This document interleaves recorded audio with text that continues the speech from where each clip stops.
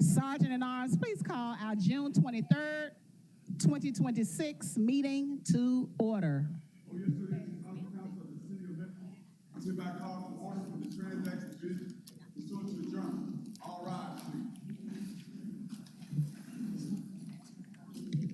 The chaplain for today is Reverend Dr. Walker D. Wright of Whitestone Missionary Baptist Church, invited by Councilman Ford Sr. Let us pray. Dear God, we're grateful for this opportunity and privilege to work together for the good of this city. We pray thanking you for those who make choices and who make the choice, and those who make the choice, and those who are sitting behind these desks. We do pray, Lord, that each representative will approach the issue at hand with understanding and wisdom. Lord, may each representative look to you for strength enough to have and maintain open minds and listening ears, seasoned with respect and integrity, reflecting your truth and grace extended to us all. We also pray that our time here this day will yield some fruitful outcomes that might amaze everyone involved today. May we be faithful enough in you to accept this agenda and its outcome into your loving and tender arms of mercy and grace, and may your divine guidance be evident in all that we seek to do on behalf of others. It is in Christ's name that we pray. Amen. Please remain standing for the Pledge of Allegiance. I pledge allegiance to the flag of the United States of America and to the republic for which it stands, one nation, under God, indivisible, with liberty and justice for all. Thank you. You may be seated. Councilman Ford Sr., you're recognized at this time.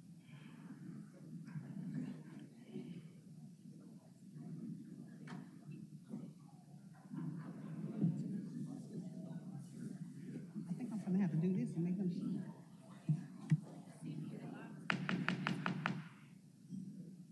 Thank you. Councilman Ford Sr., you're recognized. Thank you, Chair. Reverend, on up. This is a little certificate showing that you were chaplain of today. Everybody, this is Reverend Walker Wright. Whitestone Missionary Baptist Church at Parkway, right at 3rd Street. Very great pastor, and I want y'all to understand this, and maybe you all need to do this too every evening. Every evening, he calls and we have prayer.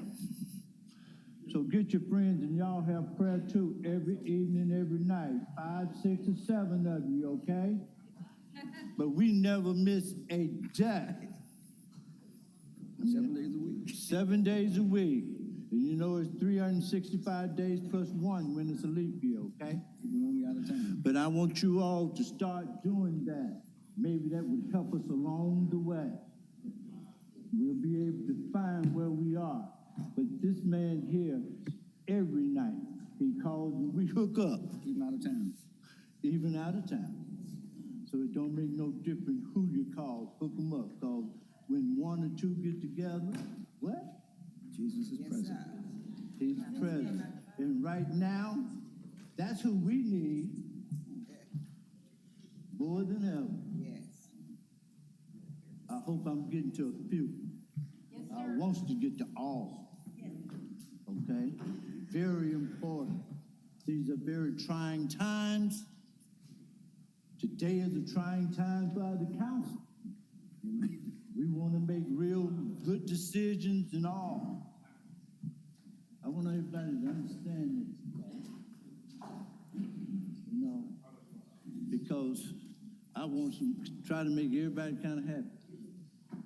You can only do certain things, but if you believe in the good Lord, He will make it better, better, and better each and every day. That's all you have to do. And we got a crowd in here. I hope I'm reaching everybody today. Yes, sir. Because it's very important. It's important to me. But I just want to say that. That's fine. And like I said, call your friends on the phone, hook them up, say a prayer. Okay? And I tell you, you'll see things change and turn around. Thank you all very much. I got this certificate for you, and we got a little token of your appreciation. Thank you. And I just want to thank everybody, okay? Thank you so much.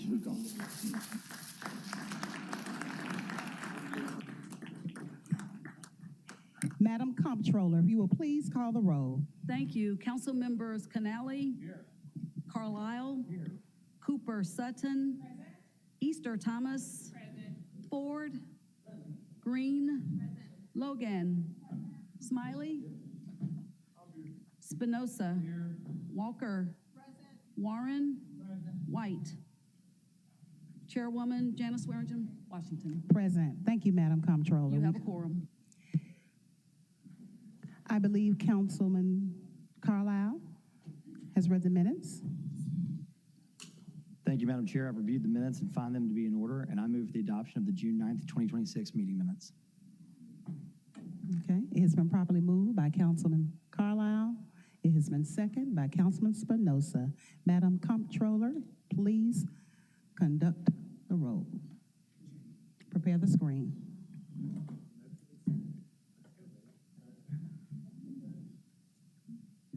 Okay, here we go. We got another.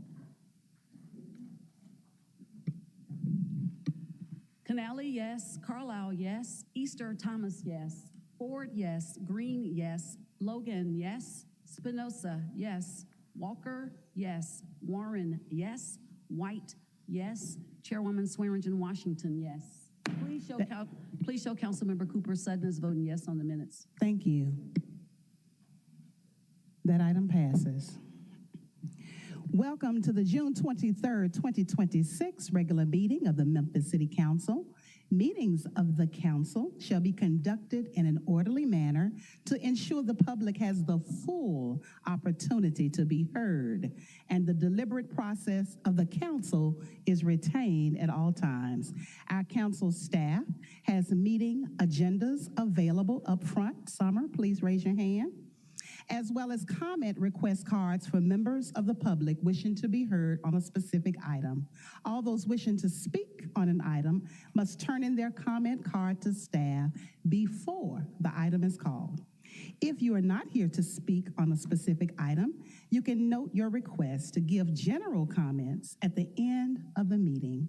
As chair, I will only recognize citizens that properly registered to speak by submitting a completed comment request card to council staff. Please note that item number 6 has been withdrawn. We will now start with our presentations. Madam Comptroller, if you will please call item number 1. Thank you. Item number 1 is a resolution approving an honorary street name change for Carolyn Goodwin Willett on Castelia Street between Lamar Avenue and South Parkway East. This resolution is sponsored by Chairwoman Swearingen, Washington.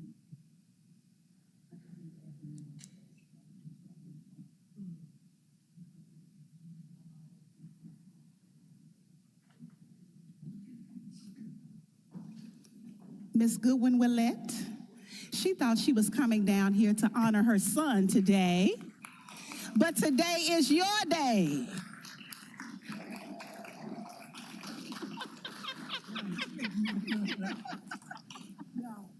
Yes, we did. I mean, we got you good.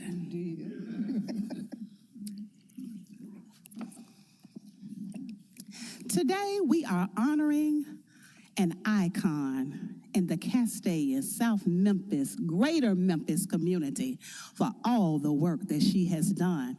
She is an advocate for everyone, for business, for education, for what you've done with your child care center and what you're doing with the neighborhood associations. We are proud of you, and we want to celebrate you, and we want to give you your flowers while you are here. And thank you, Carlton, for helping us to fool her. Today, you're going to be honored with an honorary street sign. Yes. When we go down Castalia, it's going to be Carolyn Goodwin Willette Street for all the work that you have done. Somebody please get my reading glasses out of my purse. Please. Okay, I use her. Praise the Lord. Thank you. Whereas Carolyn Goodwin Willette, born July 4th, 1949, is a true daughter of the Magnolia Castalia community, and her life stands as a powerful testament to what it means to remain rooted, to rise with purpose, and to leave every place better than she found it. Whereas a young woman at Memphis State University, she joined the Black Student Association during a pivotal moment in the city's civil rights history, standing with conviction among the 109 students arrested during the historic 1969 sit-in, choosing courage over comfort and justice over silence. And though Carolyn Goodwin Willette faced hostility, was the only Black student in her English class, she persisted, completing her undergraduate degree and later returning to earn her master's, and in doing so, helped move this city forward. Her life's work as a social worker and advocate, supporting families in crisis and leading statewide youth drug prevention programs, reflects a deep, unwavering commitment to children and families, grounded in the belief that every child deserves not only care, but opportunity, protection, and path forward. Through her visionary leadership of Kitty College Child Care Center, founded in 1994, alongside her mother, the late Florine Hines, Carolyn Goodwin Willette built an enduring institution that grew from an initial enrollment of 9 children to caring to as many 180 across 2 shifts that today, more than 30 years later, proudly serves fourth-generation families, transforming early childhood education into a lasting legacy of excellence, trust, and community stability.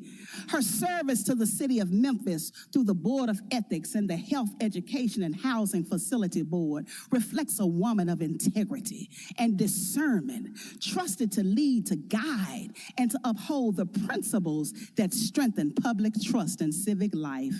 As a longtime director of the Magnolia Castalia Community Association, Carolyn Goodwin Willette has done the sacred work of community building, partnering with organizations such as Habitat for Humanity and Black Seed Farms to expand housing access and food security, championing Magnolia Elementary School and reminding us that true leadership is not measured by recognition, but by responsibility. She is sustained by the love of her family, her devoted husband, Eugene Willette, her sons, Carlton Fields and Jimmy Goodwin, and her 9 precious grandchildren and great-grandchildren, who have been the foundation of her work and the source of her strength through a lifetime of service. Whereas grounded in faith, sustained by family, and guided by purpose, her life reflects a legacy, not simply of achievement, but of impact, one that continues to shape lives, strengthen community, inspire those who follow. Now, therefore, be it resolved that Chairwoman Jana Swearingen Washington and the entire Memphis City Council, we hereby honor Carolyn Goodwin Willette. Get out of that phone. A woman whose life embodies grace, strength, and a steadfast commitment to service. Be it further resolved that the naming of Castalia Street between Lamar Avenue and South Parkway East in her honor stands as a lasting and visible testament to a legacy built not in moments, but over a lifetime of faithful service and enduring impact.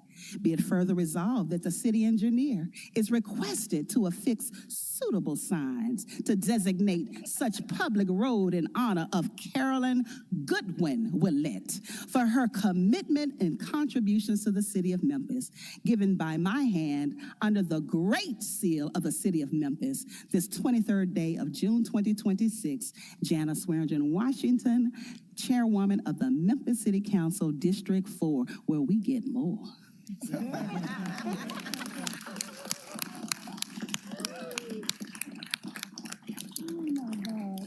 I want to commend all the family and friends. You all know y'all can keep a secret. And we have something else for you. Beautiful flowers for you. Oh, wow. All right. Well, he's going to hold it for a minute. Because we're going to let you say something, and then you can get your flowers, and we're going to take pictures. Okay, come on. I don't know what to say. I don't know who gave her that.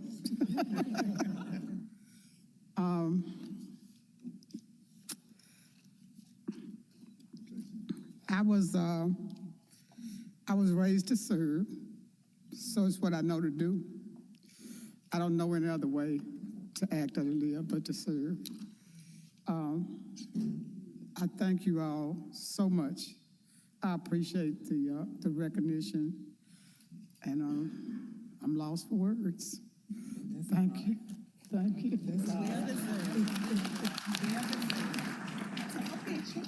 Madam Comptroller, please show this by acclamation.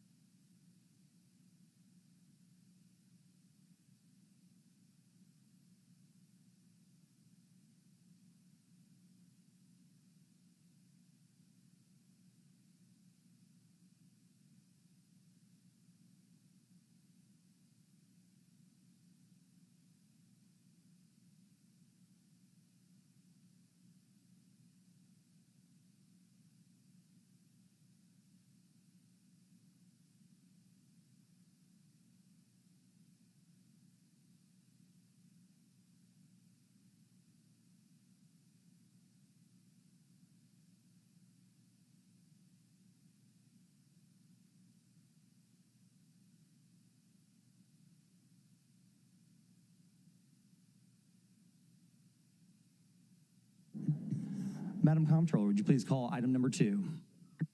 Thank you. Item number 1 is shown by acclamation and is seconded by Ford. Item number 2 is a resolution honoring Adrian Davis for his outstanding service and contributions to the Memphis community. This resolution is sponsored by Councilwoman Easter Thomas. Thank you.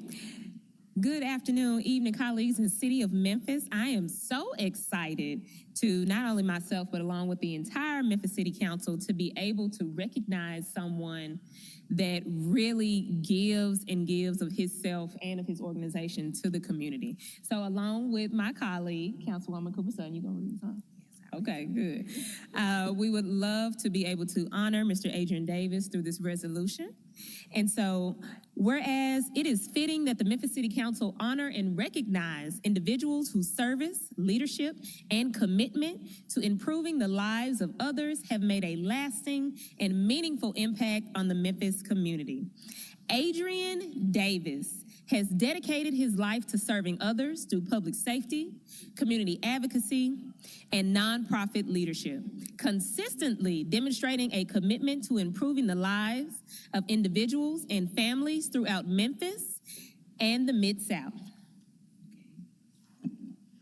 Whereas Adrian Davis serves with distinguished as a firefighter with the Memphis Fire Department from 2017 to 2024, earning numerous honors, including Firefighter of the Year, the Valor Award, the Lifesaver Award, and the Merit Award in recognition of his courage, professionalism, and dedication to protecting the citizens of Memphis. And whereas following a life-altering line of duty injury in 2021, Adrian Davis transformed adversity into opportunity by expanding his service to the community and founding Community Service Leaders of America, CSLA, a nonprofit organization focused on uplifting undeserved communities through compassion, advocacy, and direct support. Through strategic partnerships with healthcare providers, businesses, faith-based organizations, civic leaders, and volunteers, Adrian Davis has mobilized hundreds of individuals and engaged thousands of community members in efforts that strengthen neighborhoods, expand access to essential services, and improve quality of life across Memphis and the Mid-South. Adrian's unwavering commitment to service exemplifies the highest ideals of leadership, resilience, and community engagement. And his work continues to inspire others to serve with purpose, compassion, and integrity. Now, therefore, be it resolved that the Memphis City Council hereby honors and commends Adrian Davis for his extraordinary contributions to the Memphis community and extends its sincere appreciation for his continued dedication to improving the lives of others through service and leadership. You all, please support us in giving a hand to Mr. Adrian Davis for all of his work and advocacy through the community. And if you want to say a few words,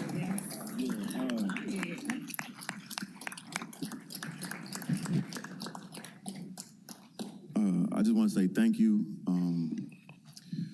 This is what happens when you put God first, you put the people first, and you be selfless. I got a second chance at life, and it gave me a chance to really prove myself to God about who I can be.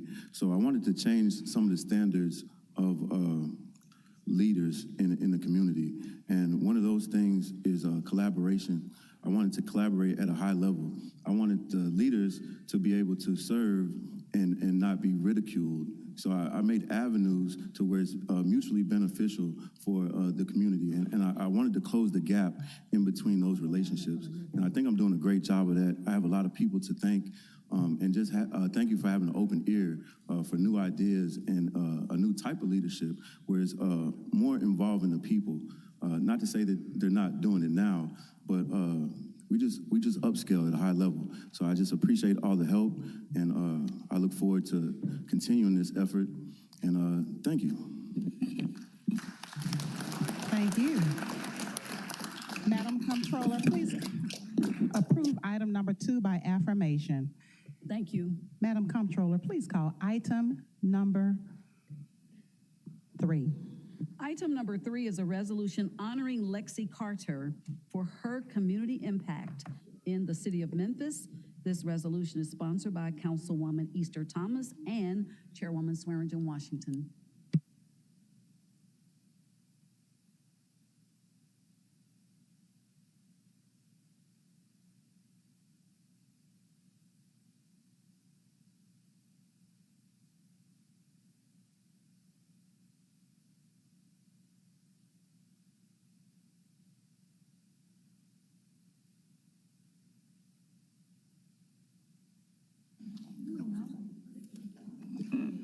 on, Miss Lexi Carter and family.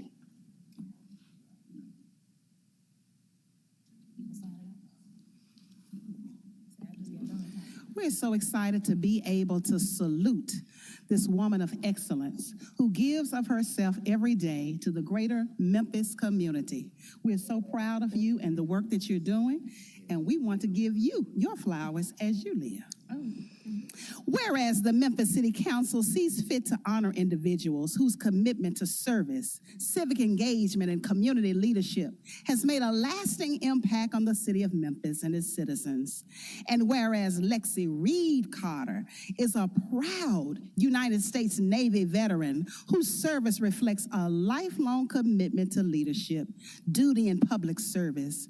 Through more than 30 years of dedicated service in the field of social work, she has helped countless individuals and families while advocating for their well-being of her community.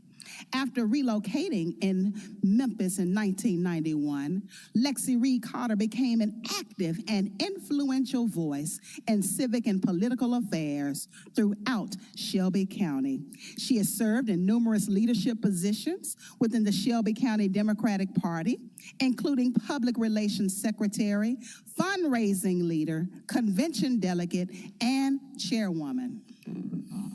Lexi Reed Carter co-hosted the community-focused radio program Eyes on Memphis and later became editor and owner of the Shelby Democrat publication, helping keep residents informed and engaged. Lexi Reed Carter founded Diversity Memphis PAC and Willow, Women in Leadership Leaning on Wisdom, creating opportunities for leadership development, mentorship, and community service. For more than 25 years, Lexi has shared her passion for music by teaching piano to students of all ages. And Lexi Reed Carter is a devoted wife, mother, grandmother, great-grandmother, woman of faith, and community leader whose life has been dedicated to serving others. Whereas the military service, her civic leadership, her mentorship, her community advocacy, Lexi Reed Carter has left a lasting and meaningful impact on the city of Memphis. Now, therefore, be it resolved that the Memphis City Council, we hereby honor Lexi Reed Carter for your outstanding contributions to public service, civic leadership, community empowerment, which extends our sincere appreciation for your lasting impact on the city of Memphis and its citizens.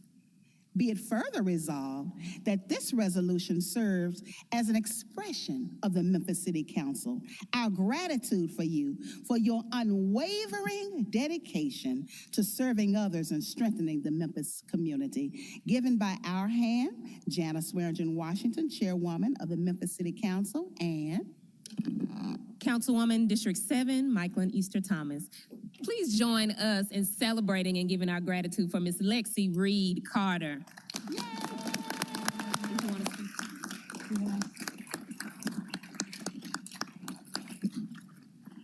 I just want to thank everybody here, everybody that's present.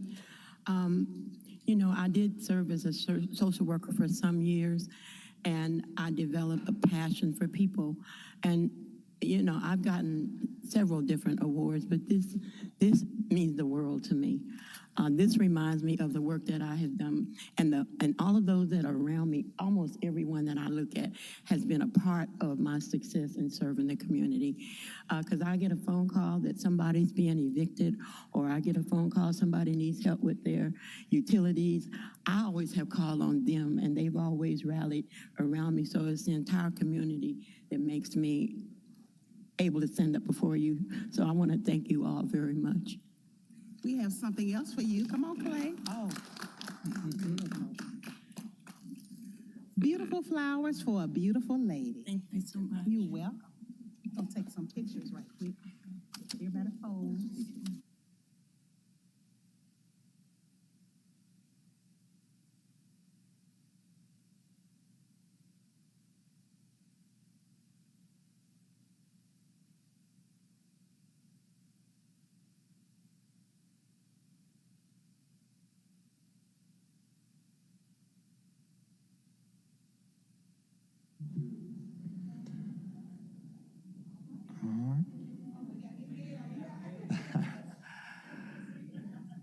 Thank you. Madam Comptroller, please approve item 3 by acclamation. Thank you. So noted.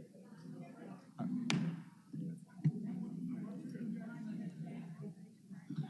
can do it right now. Councilwoman White, you're recognized.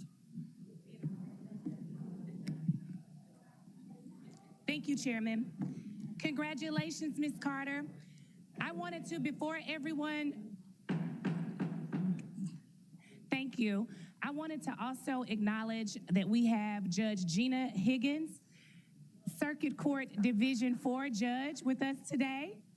We also have Judge Chris Frula, which is our judge in Circuit Court as well. And that's what I thought I saw another judge. Judge Ernestine Hunt Dorse is also here. And we also have Circuit Court Clerk Jamita Swearingen.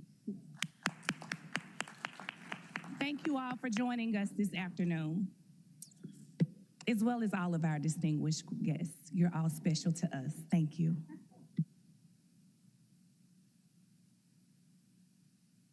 Madam Comptroller, if you will please call the consent agenda. Thank you. Item number 4 on our consent agenda is up for first reading. An ordinance to amend Chapter 25, Pension and Retirement System of the City of Memphis, Tennessee. Up for first reading, ordinance number 5974 is sponsored by the administration. Item number 5 is an ordinance to amend City of Memphis Code of Ordinances, Chapter 33, Article 3, and corresponding Chapter 13-28 to increase the sewer fees. Up for first reading, ordinance number 5975 is sponsored by the administration.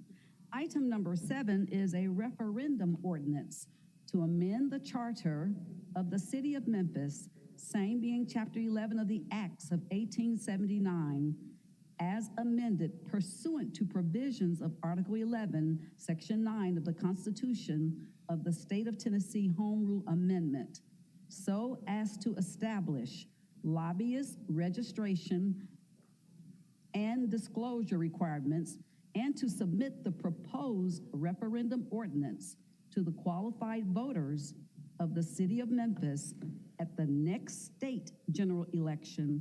Up for first reading, ordinance number 5977 is sponsored by Councilman Carlisle. On our add-ons, we have item number 34, a resolution approving an honorary street name change for BB, District 5, Super District 9. This resolution is sponsored by Council members Canali and Spinoza. There was a request for same night minutes.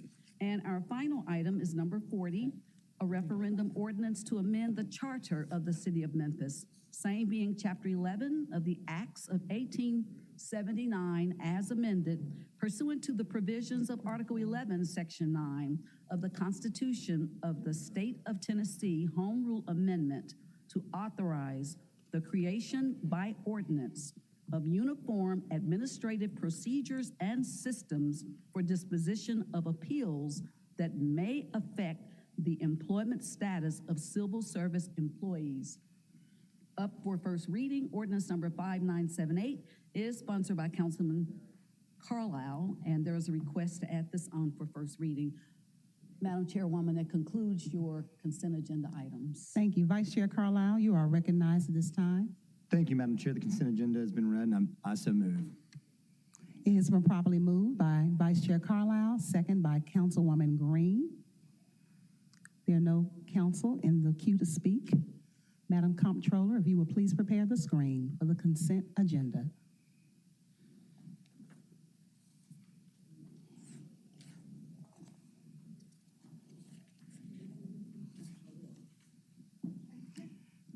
Council, please cast your vote.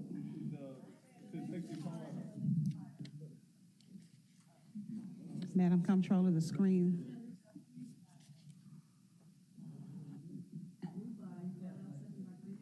Yes, ma'am.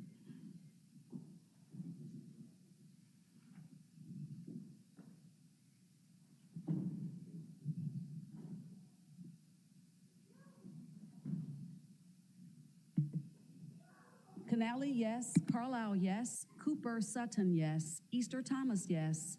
Ford, yes. Green, yes. Logan, yes. Walker, yes. Warren, yes. White, yes. Chairwoman Swearingen Washington, yes. That item passes. Madam Comptroller, if you will please call the MLGW fiscal consent agenda items 8 through 11. Momentarily. Item number 8 is a resolution approving the increase in extension to contract number 12227, High Volume Outage Call Management with Message Broadcasts, LLC, to increase the contract amount and extend the current contract in the funded amount of $1,503,125. Item number 9 is a resolution awarding a purchase order for gas meters at AMI Equipment to Ed Young Sales Company, Inc. in the amount of $5,176,100.54. Item number 10 is a resolution awarding a purchase order for water meter registers to Badger Meter Incorporated in the amount of $3,058,598.34. Item number 11 is a resolution awarding a purchase order for water modules to Wesco Distribution, Inc. in the amount of $5,476,434.98. Madam Chair, that concludes our MLGW consent items. Thank you, Madam Comptroller. Councilwoman Walker, you're recognized. Thank you, Madam Chair. The committee met with a favorable recommendation, and I so move. Thank you. It has been moved by Councilwoman Walker, second by Councilman Dr. Warren. There are no members in the queue to speak. Madam Comptroller, if you will please prepare the screen for the vote.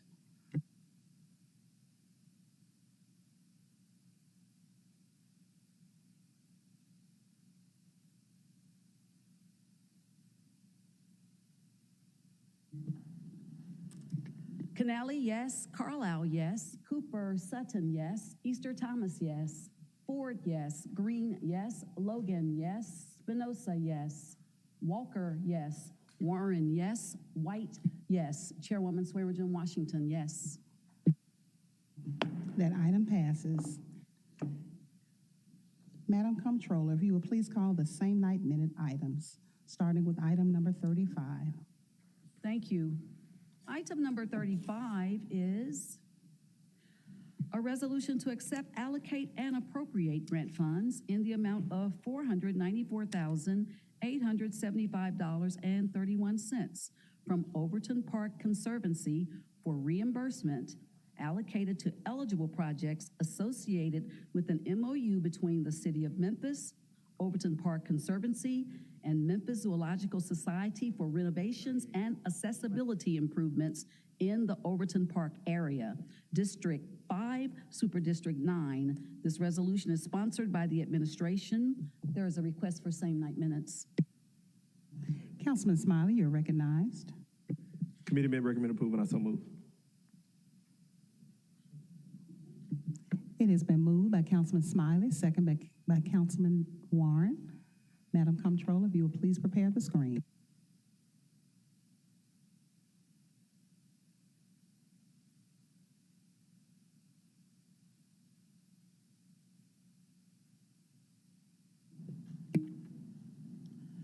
Canali, yes. Carlisle, yes. Cooper Sutton, yes. Easter Thomas, yes. Ford, yes. Green, yes. Logan, yes. Smiley, yes. Spinoza, yes. Walker, yes. Warren, yes. White, yes. Chairwoman Swearingen Washington, yes. That item passes. Madam Comptroller, if you will please call item number 36. Item number 36 is a resolution to transfer and appropriate $703,675.20 in Accelerate Memphis funds for the procurement of equipment and vehicles for the maintenance of roads and parks and remediation of blight. All council districts, this resolution is sponsored by the administration. There is a request for same night minutes. Councilwoman White, you're recognized. The committee met and recommended approval, and I so move. It has been moved by Councilwoman White, second by Councilman Carlisle. Madam Comptroller, if you will please prepare the screen for the vote.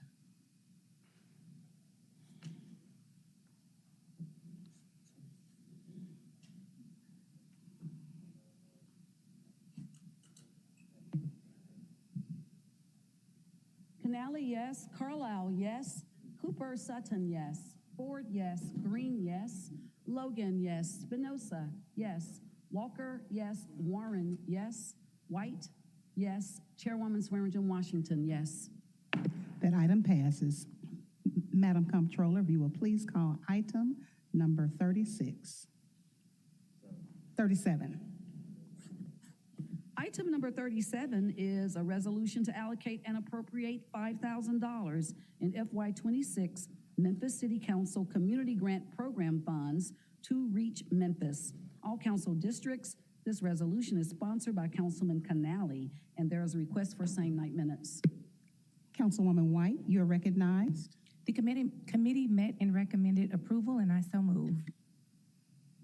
It has been moved by Councilwoman White, second by Councilman Warren. Madam Comptroller, if you will please prepare the screen for the vote.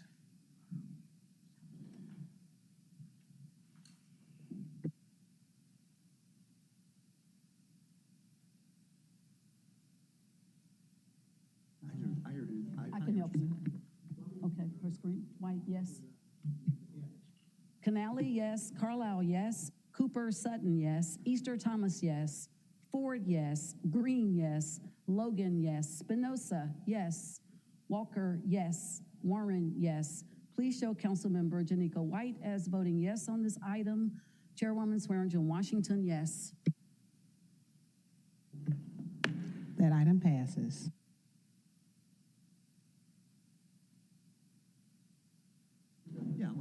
Council members, we're moving to item number 38.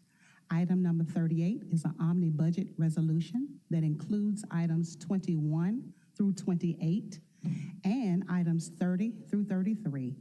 If item 38 is approved, I would like to withdraw the following resolutions without objection. Thank you. Madam Comptroller, please call item number 38 as amended. Thank you. Item number 38 is an amended resolution to amend the fiscal year 2027 operating budget and capital improvement program budget. All council districts, this resolution is sponsored by Councilman Ford, and there is a request for same night minutes.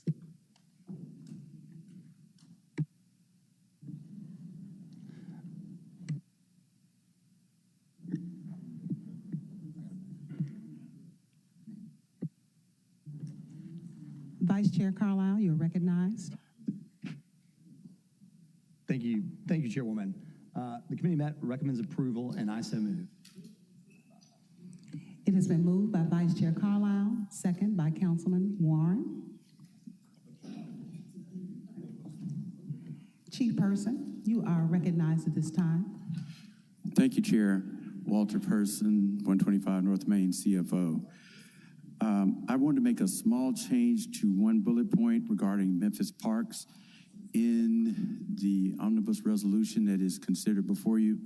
There's language in there that says funding Memphis Parks summer camp expansion. I'd like for that to be changed to just reflect community center hours, which is really the import of the modification to that resolution. I'll just speak on behalf of the Budget Committee. I think we can accept that without objection. Thank you. Thank you.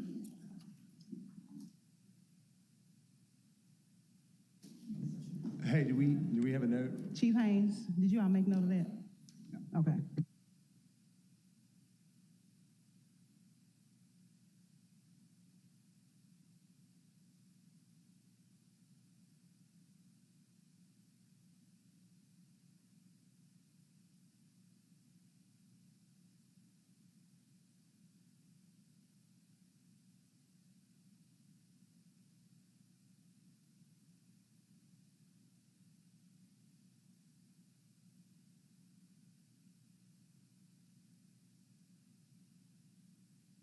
We're going to move to our comment cards. We're going to begin with Kelsey Hughes, and then we will have Dorothy Connor. If you'll please prepare the screen.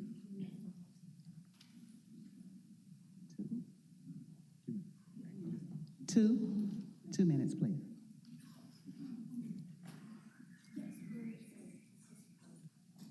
Kelsey Hughes, and then Dorothy Connor. I'm speaking on item 21. I don't know if I'm out of order. Okay. Yes. Good afternoon. My name is Kelsey Hughes, District 5. I'm a public transit advocate because I know that you cannot have a world-class city without efficient, functioning public transit. I also have a Master's of City Planning degree from University of Memphis. Because I know you all are people of faith like I am, I want to share something that's been on my heart recently, and that's Matthew 25:40. And it says, "Truly I tell you, whatever you did for the least of these brothers and sisters of mine, you did for me." One of those sisters is my friend Zinyari Winters. She lives in the Chelsea Hollywood area and takes Mata to work every day. Yesterday morning, when it was pouring down rain, she called me. She said the 8:15 bus did not show up. The 9:15 bus did not show up. She was going to be late for work unless someone gave her a ride. In my 2 years in Memphis, I have seen public transit go from bad to downright horrible. The latest metrics show the buses are only on time 60% of the time. I'm very concerned by what I've seen from Memphis elected officials on how you're seeking to address this problem. I've seen threats to cut funding by 50%. I've seen a performative bus ride along with the community. I've seen CEO interviews canceled the day the candidates were in town. I've seen this council vote for a trusteeship model with less public transparency and accountability. I've seen the Daily Memphian expose that the trustee makes $75,000 per month. And I've seen routes and frequency cut, and now we have this agenda item, which is number 21. It does not increase funding. It does not guarantee future funding. And it is not a real dedicated funding source. And most importantly, this will do absolutely nothing to improve the lives of the least of these brothers and sisters here in Memphis. Here's what I want to see. End the $75,000 per month contract with Holmes. Hire a real CEO. Reinstate the board. Define what stabilization means and publish progress every month. Thank you. Thank you. We have Dorothy Connor and then Susan Moresi.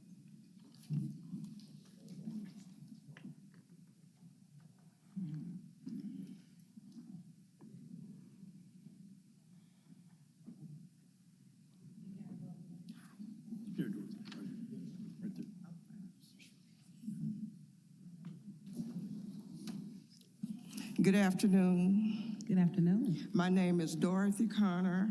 I am the co-chair of the MICA Transit Equity and the Better Transit for a Better Memphis Coalition.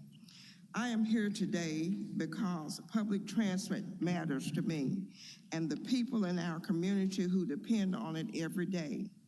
That is why we are asking the City Council to increase the investment in public transportation by $20 million. Better Transit for Better Memphis insists that $52 million is needed for the upcoming budget to adjust for inflation and restore routes and ridership to pre-COVID levels. As a volunteer, I'm asking you to increase the City of Memphis investment in public transit from $32 million to $53 million for the next fiscal year. Public transit is a public good that spurs economic development. The American Public Transit Association estimates that every dollar spent on public transit reduces $5 in growth in the gross domestic product.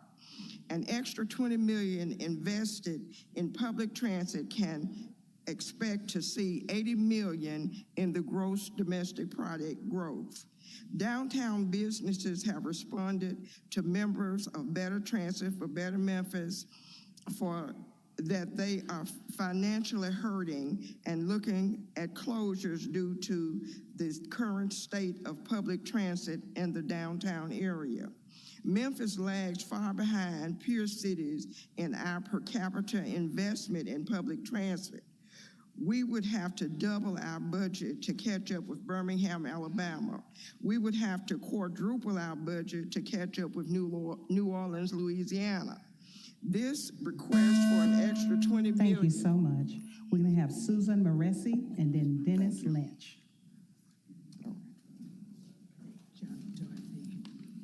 Hi, do I have to say my name and address? Is that how we start?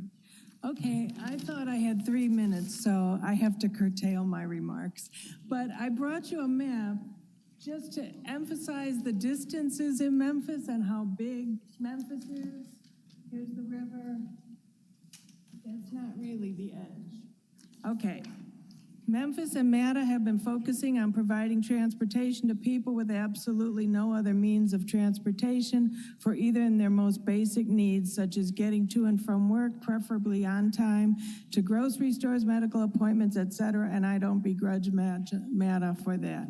Many fun things to do in Memphis, such as the walk across the Mississippi River, the new flyway, sporting events, the Stax Museum, seeing the bison at Shelby Farms, the zoo, concerts at the Overton Shell are useless to people who can't get there or get home. This body needs to decide what it would like to do about public transit. Does it want to continue with a model based on where people lived and wanted to go many, many years ago? Does it want to make some transportation available to most people? Does it want to continue to try to provide for the neediest of us and actually provide for them? Memphis is geographically very big, 300 square miles, so the distances are also sizable. This adds to the cost of transportation, but the other end of the continuum is that people stay close to home and really don't benefit from much of what is relatively nearby. This is where I live, which is Memphis, not Cordova. It looks like the eastern edge of Memphis, but actually there's much more Memphis east of where I live that is east of Germantown Parkway. I brought this map because I'm not sure we're on the same wavelength about the size of Memphis, the distances in Memphis, and the inability of residents and visitors to get around without a privately owned vehicle. I am here today because I would like to see the city of Memphis become a little more serious about public transportation. Thank you for this opportunity. Thank you so much for coming down. Mr. Dennis Lynch and then Allison Donald.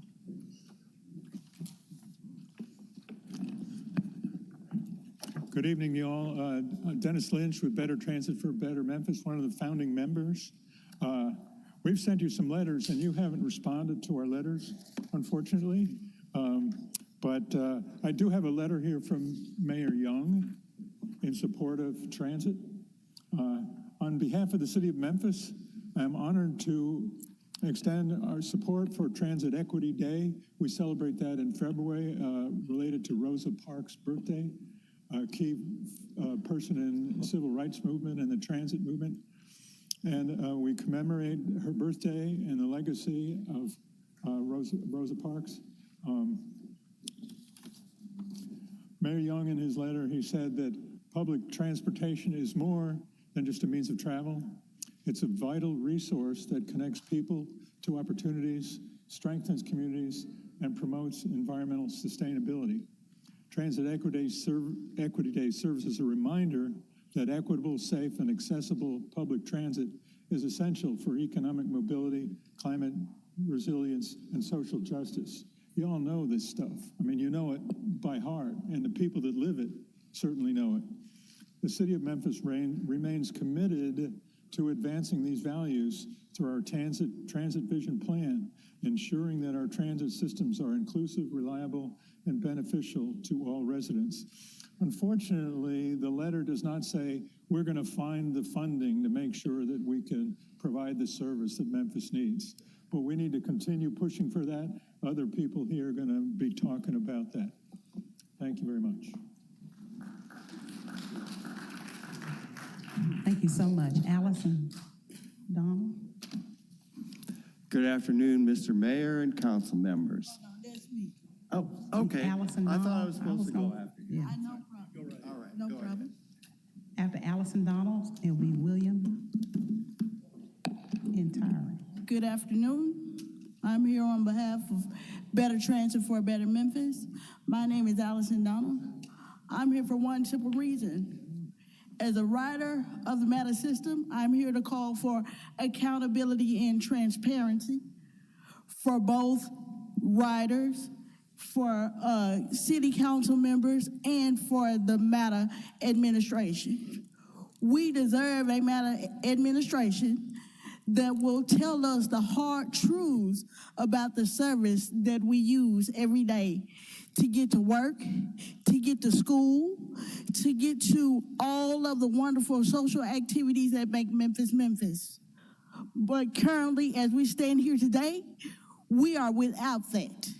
We are left to guess, wait on sparse communication, use our phones through social media platforms, and hoping that we will get updates on a transit system that often leaves most of Memphis behind. I am here to demand of you, city council members, that you start again holding the MATA administration responsible for the jobs that you called them to do, and that is to serve one Memphis. Transit is essential to the infrastructure and growth of this wonderful city. We're asking that you hold transit committee meetings so you can ask the hard questions that so many Memphis deserve truthful answers to. Thank you. Thank you. William Etnier, and then Matthew Hernandez. I'm William Etnar with Better Transit for Better Memphis.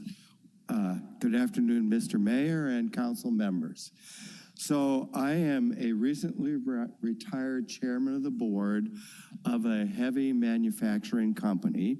I also serve on the vestry at Calvary Church just across the street. So I'll keep it very simple. Business owners need people that can get to work regularly on a timely fashion, and many of the people that work for our company use public transit. I also work with our outreach program for people who are unhoused, and we are thrilled when one of our neighbors gets a job. They rely on public transit, and it's heartbreaking to hear the stories of people who get fired because they couldn't rely on transit. Thank you very much. Thank you. Matthew Hernandez, and then Leo Arnold. Hello, City Council, Mayor. My name is Matthew Hernandez. I work for KIPP Memphis Public Schools. My pointed interest is in getting students to school, having the reliability for families to get students to school. But this that I'm going to talk about is how to fund investments is, of course, more broad. I'm here as a volunteer with Better Transit for a Better Memphis to ask you to vote to increase the city's Memphis investment in public transit from $32 to $50+ million in the next fiscal year. It is time for the council and the mayor to step up and increase funding to a stabilized MATA. You can fund most of this $20 million additional by fulfilling your 2022 ordinance restricting retiring pilots to MATA. So the retired pilot revenues would go to MATA. Ordinance 5830 created the Transit and Mobility Special Revenue Fund to fulfill transit vision, that commission. We ask that you tell the public how much funding is within that fund and that the city uses it to fulfill the increased investment towards the $20 million increase needed. We also ask that you provide updates on the Bus Rapid Transit, or the BTR fund, and use that funding for the increased investment as well. Additionally, we ask that the county commission appoint one of the 9 MATA board members Also, fulfilling the renewing of operational and CIP funds previously committed, along with the 60% of the retiring pilots that was supposed to go to that fund. Thank you for supporting public services. Let's get on the bus with public transit. Thank you. Councilman Warren, you're recognized at this time. Thank you, Madam Chair. Do we actually have that information, the two questions that he just asked concerning how much money is in the Better Vision or the Rapid Transit Fund that's in storage and how much other money is available that we put there? I think it'd be good for us to know. Is there anybody here in administration that could tell us?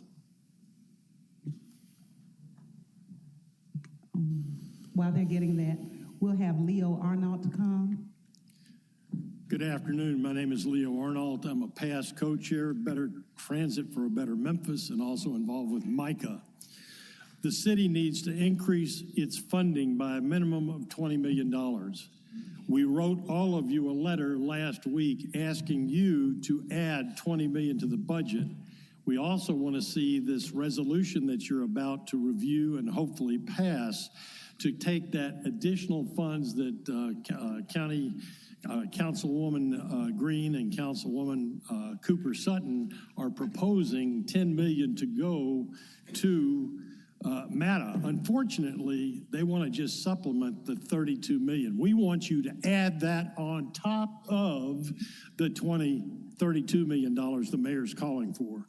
The city needs this increase, especially considering the new threat to MATA's 27 budget arising from the Build America 250 HR Act. This will result in the elimination of direct federal public transit grants to cities such as Memphis. Instead, they will be sending general transportation block grants to the states.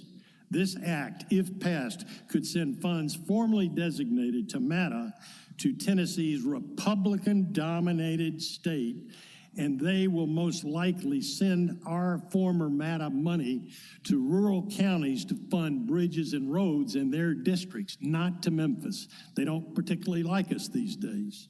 So I'm saying we want to see our elected leaders. We want you to mount a campaign to maintain our federal operating and capital grants, which we're about to lose thanks to President Trump's 2025 plan. This bill is a direct derivative of the 2025 plan, and it is out there right now. And I'd like to ask a question. How many of you right now will raise your hands and say you're aware of the Build America 250 Act? How many of you? That's a shame. Thank you so That's much. a real darn shame Carissa. that the city has not kept you up to speed on this. Where's the thing? Turn it off. We will now have Carissa Husong.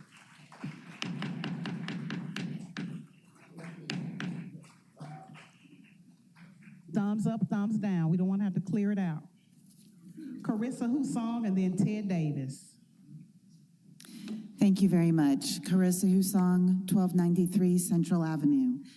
As you know, the Metal Museum has not received any previous funding from the city for the renovation of the former Memphis College of Art building in Overton Park. We are currently requesting funds to help cover the costs of unanticipated costs resulting from deferred maintenance of the building and of the drainage systems. This is a capital request, and we will not be pursuing operating funds. It should be noted that unlike other cultural organizations managing city-owned facilities in Overton Park and throughout the city, we have not received capital assistance. It should also be noted that if this request is granted, it will be matched dollar for dollar by a generous donor, helping us bring new life to this award-winning historic landmark. We appreciate your consideration and look forward to welcoming you into the restored facility when we open in September. Thank you. Thank you. Mr. Ted Davis and then Austin Kemple. Ted Davis, 1590 Vance Avenue. My point of interest is the Metal Museum renovation. As a current board member and executive committee member, I want to thank you for your consideration today based upon Councilman Warren's support of a capital investment in the Metal Museum. As Carissa mentioned, these funds are to support capital improvements and damage to the building after renovations and the relocation process had begun. Unforeseen facility expenses include damage toward storm drains, basement water incursion, structural skylight support improvement. These expenses are currently about $800,000 and growing.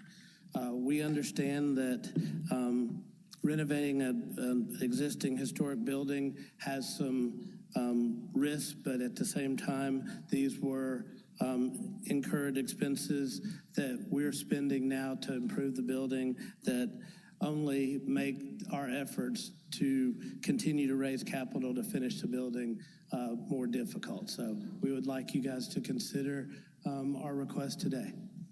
Thank you for your time. Thank you. Is it Austin Kimball? Austin Kimball and then Christopher Jones. This concern item number 29 at all? That's what mine's about. No.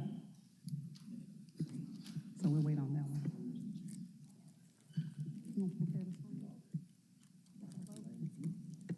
Okay, there's no one in the queue. If you please prepare the screen for the vote.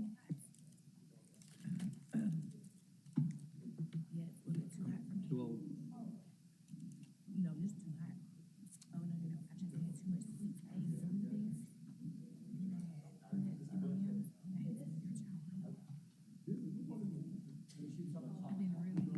We're voting for item number 38.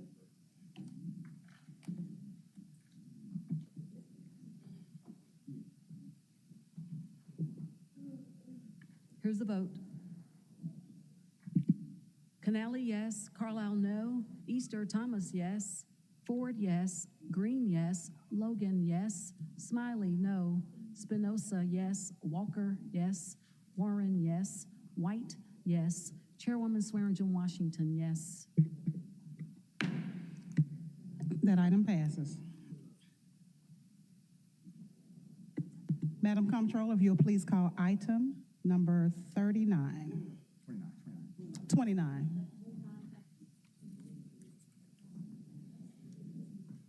Do you want me to pay?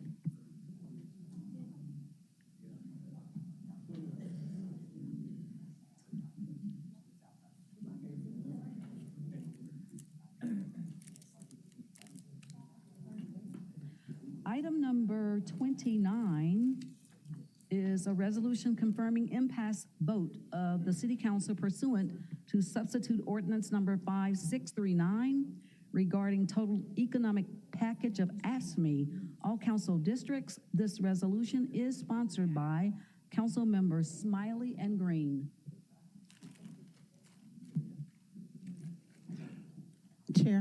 Vice Chair Carlisle, you're recognized. Thank you, Madam Chair. The committee met and recommended approval, and I so move. Real quick, Madam Chair, if I may, I'm going to explain quickly what's happening as a part of the budget process, just from a technical standpoint. So we have a bill that's coming up that's item 16 that's going to be after that, and that is the tax levy ordinance that will go to the state. After that, we're going to go to item 17, which is actually a resolution that says send the tax bills out. What we just did was took up an item that will inform those two bills. I'm using the term bill very loosely. We ordinance and resolution, I'm gonna use bill. Those two bills that Councilman Ford sponsored that will change the budget ordinance that we're about to pass. And now we're gonna hear an item that may change it one more time from Councilman Smiley. So we are building on to the larger budget vote that's gonna take place right after this at item 16. So that's the 4 votes that we're going to take that are all one budget vote. So when we get past 17, that's basically the budget. And for all those wearing safety gear, this is you. Thank you, Madam Chair. Thank you, Vice Chair. All right, item number 29. In the queue? All right. Councilman Smiley, you're recognized. Thank you, Madam Chair. Thank you, colleagues, for indulging me. I think during the impasse committee, the council approve the total economic package brought by ASME Labor Union. At the last council meeting, the committee did the same thing. Today, during the committee meeting, there were some questions about, where the 5% increase would come from, and council members wanted me to identify some funding sources.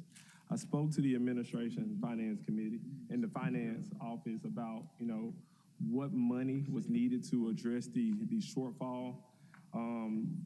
The finance division provided us a cost breakdown of the various divisions. We would need to find $1.5 million in general fund, another 1.5 in solid waste management fund, a sewer treatment fund. We need another 135,000, in a stormwater fund. We need 177,000. What you have before you is a resolution addressing that. This resolution would essentially amend the previous resolution we just voted on. I'm just going to read it in the record because the folks out there don't have it. Whereas the mayor submitted to the council, the city of Memphis, on April 21st, 2026, a proposed operating budget and capital improvement program budget for the fiscal year ending in June 30th, 2027. Whereas the budget committee of the council has held meetings, thoroughly reviewed the recommended operating capital improvement budgets, and will make approved revisions thereto. Whereas the council has identified a need for funds to be allocated for a raise totaling 5% and a $2,000 bonus for ASME employees who are funded in the general fund, solid waste fund, sewer fund, and a stormwater fund. And whereas the Memphis City Council hereby makes the following amendments to the previous resolution we just voted on. So out of the solid waste fund, there'll be a reduction to the personnel full-time salaries line 051101 in the solid waste fund, equaling $1,574,044 by eliminating vacant positions to cover the reduction. As it relates to the general fund, a reduction of miscellaneous professional service line item 052528 of $87,650 per division across the following divisions, totaling $1,490,055. City attorney, city council, city court clerk, city court judges, community enhancement, engineering, executive finance, fire services, general service, housing, community development, human resources, IT, library service, Memphis Parks, police service, and public works. There will be a reduction in miscellaneous professional services in the sewer fund, totaling $135,500. There will be a reduction of miscellaneous professional services 052528 in the stormwater, equaling $177,976. Whereas the total funding reduction listed above shall be used to fund a 5% raise and the $2,000 bonus for ASME employees across the general fund, solid waste, sewer fund, and stormwater fund. With these calculations for the needed allocations for each fund's employees attached in the provided spreadsheet. I'm going to skip while I read the last one too. Now therefore be it resolved that the Memphis City Council hereby amends the operating fiscal year 2020 by reducing $1,574,040 in the solid waste fund, personnel full-time service line item, and the previous ones that I've noted. Be therefore resolved that the administration may make reductions in material and supplies lines as it deemed necessary by division to meet the requested reductions.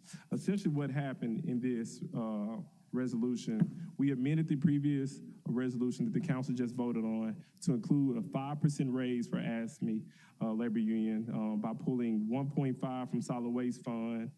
We pulled 1.5 from the general fund by reducing each division's miscellaneous professional service line, and we pulled $135,000 by reducing the miscellaneous professional service line in the sewer fund, and we did the same thing for $177,976 by reducing the miscellaneous professional service line in the stormwater.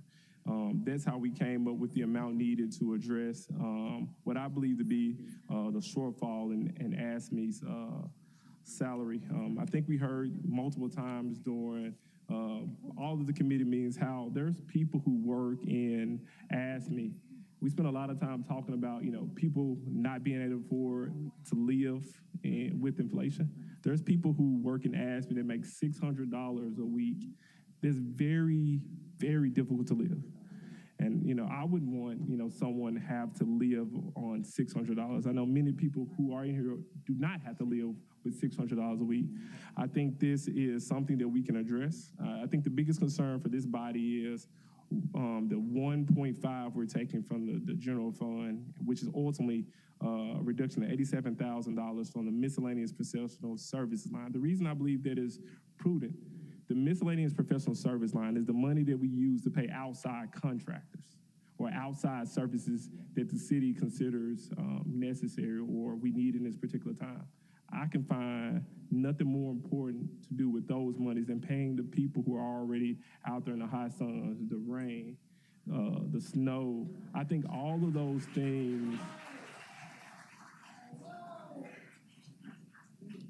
I think all of those things are important because, to be very direct, if it rains outside, my neighbor has a lot of trash out there. I still want the trash to be picked up. I don't see why we should be finding a reason to say no. I think everybody here should find a reason to say yes. We spend so much time talking about the blight in the city, the trash in the city. I think if we show the folks who are working in these various divisions that we support them, I have a sneaky suspicion that the concerns we have will be addressed as promptly as appropriate as possible. So I'm gonna close with this. I'm just asking the council to find a reason to say yes today. And we're in the era of yes, so find a reason to say yes today. With that, I'm out. Thank you.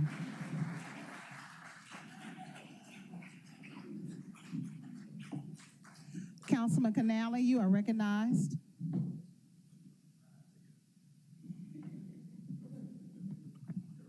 Oh, I do. I do have cards. You want me to cards first? Christopher Jones, we have 3 cards. Christopher Jones, Austin Kimball, and then Bob Green, if you all are here.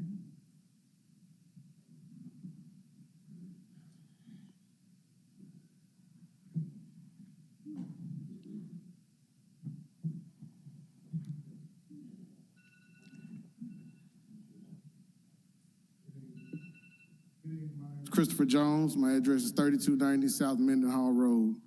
Council members, thank you for allowing me to speak. Today I'm here again on behalf of ASFB Local 1733 members, the men and women who keep this city moving every single day. We are the first responders. We are the workers in the field, in the offices, on the streets, in the neighborhoods, and behind the scenes. We are the ones residents see when services are needed, when complaints are made, when emergencies happen, and when the city of Memphis has to deliver. We have worked through staffing shortages, heavier workloads, rising costs, public pressure, and conditions that most people never see. Yet we continue to show up. We continue to serve. We continue to carry the responsibility of keeping Memphis operating. That's why the 5% pay increase and the $2,000 bonuses are not a gift. They are not a handout. They are recognition of the work that has already been done. City Councilwoman Cooper Sutton once told me and my colleagues, you never go for what you think you're good enough to get, but for what you actually deserve. And that's exactly why we're here today. As for me, Local 1733 members deserve fair pay. We deserve to be respected for the value we bring to this city. We deserve compensation that reflects the professionalism and dedication we give every day. Memphis cannot say it values city employees or city services without valuing the city employees who provide those services.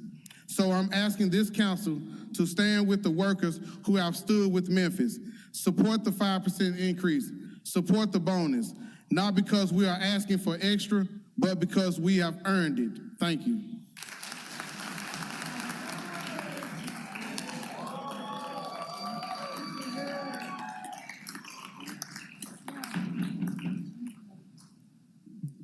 Austin Kimball, Bob Green. We'll hear from Councilman Canal, and then I want to hear from Chief Person, please. A man much smarter than myself once said that the masses are the makers of history. In order to be on the right side of history, one must be on the side of the masses, particularly on the side of the working masses. Paul Young has been awarded a raise of around $40,000, bumping his salary to about $210,000. The median salary in Memphis is $48,000. That's yearly. The wanton murder of Tyree Nichols, among many others, happened under the watchful eye of our Israeli-trained Chief of Police, C.J. Davis, and she is still on payroll with a salary of $250,000.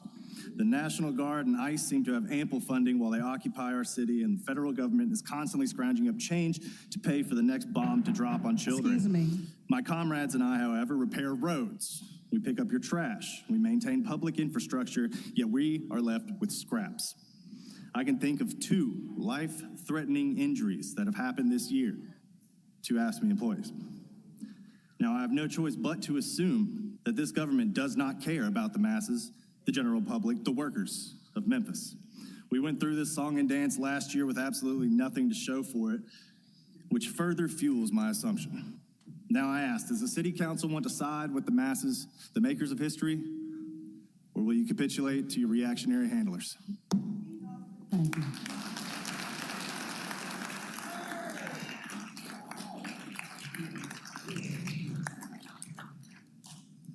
Mr. Green? Yes. The machine of local government is running. And y'all are the ones who make sure everybody knows that the machine moves where it needs to move, that the buttons are getting pushed, that the machine is getting fueled.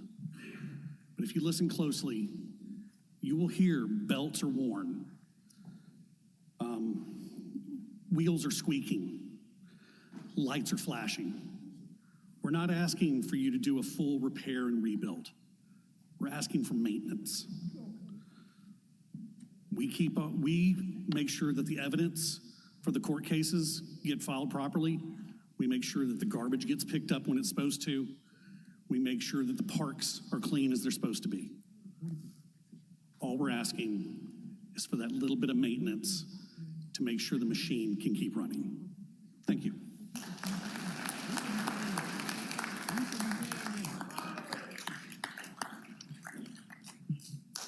Councilman Canale, you're recognized. Thank you, Madam Chair. First to the sponsor, Councilman Canale. What's your name again? Councilman Smiley. Councilman, I do appreciate the hard work that you put in, and I appreciate the sentiment behind it. I certainly agree that our employees need to be paid well.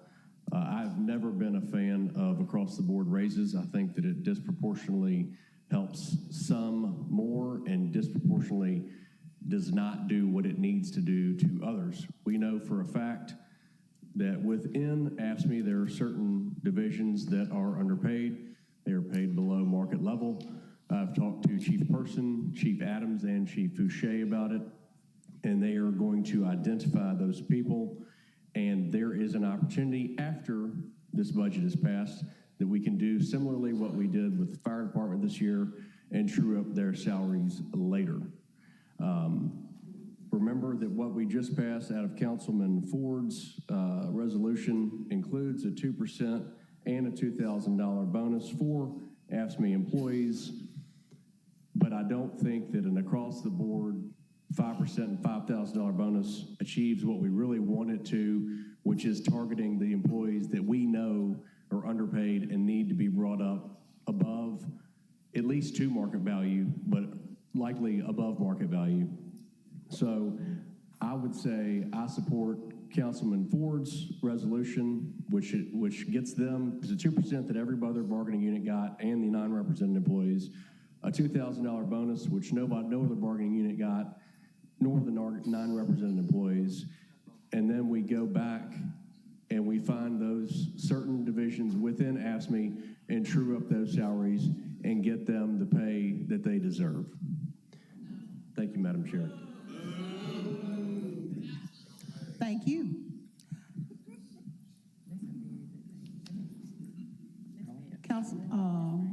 Chief Person, you're recognized.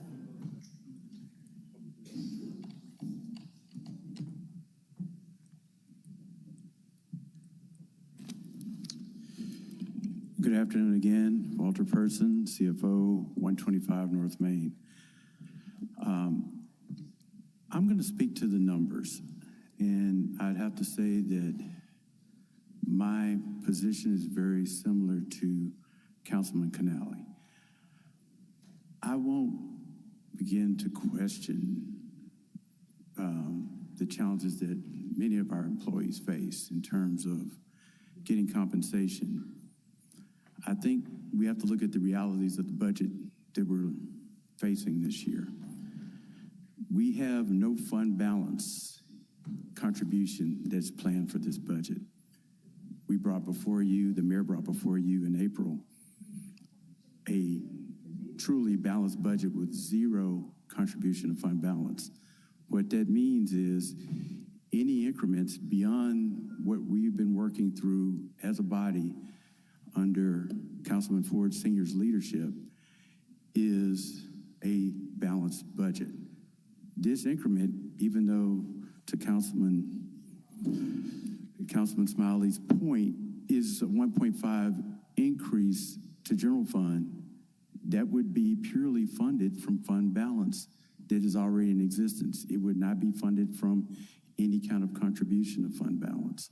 So that would mean we would have to dig deeper into the hole that we already have to fund those expenses. Additionally, to Councilman Canale's point, we did offer 2% to all employees. All employees were offered 2%. During the process, the mayor's come forward along with Councilman Ford Sr., a $2,000 bonus. Now, if we raise that up, we're also talking about an impact to our ADC, or our actuarially determined contribution, that would also drive additional expenses in subsequent years. The benefit of a bonus is that it's a one-time expense. This bonus would be funded in part from one-time revenues that I think were disclosed during our discussion about the debt cliff. If we increase salaries, those are going to be recurring expenses that will continue year after year and cause additional expenses down the road from an ADC perspective, as well as supporting these recurring expenses. So all in all, it would be a big challenge for us because currently it would be very difficult to give one particular group within AFSCME a raise without really looking at the MOU in total and addressing that issue, which I think is the reason that Councilman Canale wanted to look at it post-budget. And I think that's really the position I have to take on this. Thank you, Chief. Councilman Warren, you're recognized. Thank you, Madam Chair. We had a pretty vigorous discussion this morning in committee concerning our current budget and where we are. And I brought up some information I'd like everyone to sort of understand. From 2000 to present, the country has experienced something like an 87% increase in inflation, where the Tennessee and the Mid-South has experienced 94% increase in inflation. If you look at what the tax rate in Memphis has done during that time, we pretty much had a decrease of, if we'd have kept our tax rate as it was in 2000, our current tax rate, instead of being $5.39, would be $12.99. So we spent the last 25 years continuing to gradually underfund all of our services, which accounts to some of the MATA issues that we have. It also accounts to where we are with our pay in general. And this is just one issue that's rising and showing where we are now.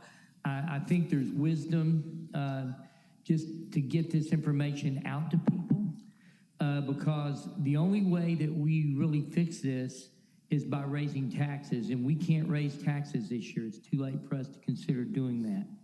So I think next year, as we approach this budget, I want people to realize that we have underfunded our city for 25 years, and it's going to take a while to catch that back up again. And as we spend money, we need to do it prudently. And I want to make sure that people making $600 a week get paid more, but I also want to make sure that I save every dime to use it other places if we can. Thank you, Madam Chair. Thank you. Councilman Smiley, you're recognized. All right, I'll be brief. Just want to correct one thing. So according to the resolution, there isn't any money coming out of fund balance from this particular resolution. We're making a cut as relates to miscellaneous professional services. So that's one thing. Two, when I was moving, I was graduating law school and I was trying to figure out where I wanted to practice law. I called a lawyer that I knew and he gave me some good advice. He said, $1 in the hand today is better than a promise of $1 tomorrow, because you don't know if tomorrow's gonna come. We can spend a lot of time talking about what tomorrow could bring. Tomorrow could bring, raises to those employees who are making $600 an hour, but we also, $600 a week. But we also know what normally happens about 3 or 4 or 5 months down the line. We're gonna get an emergency request from the administration to provide $5 million to this random divisions that we're not gonna name. But what we do have in front of us today is a group of people saying, look, we're not being paid enough. We have not consistently kept up with inflation. What I hope you do is, vote your conscience. You gotta look each and every man and woman in here in your eye, in their eyes and say, look, we don't believe in you. So I'm gonna look in your eyes and say, I believe in you, and I'm gonna cast my vote for a yes. Madam Chairman, I call I the think question. they're saying we may not be able to afford it. We're not saying we don't believe in you.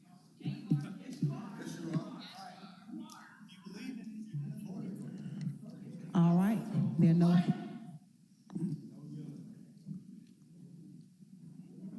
are no councilmen accused, so Madam Comptroller, please prepare the screen.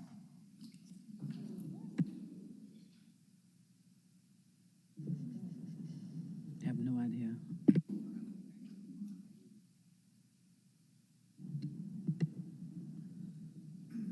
I'm not going to be able to get it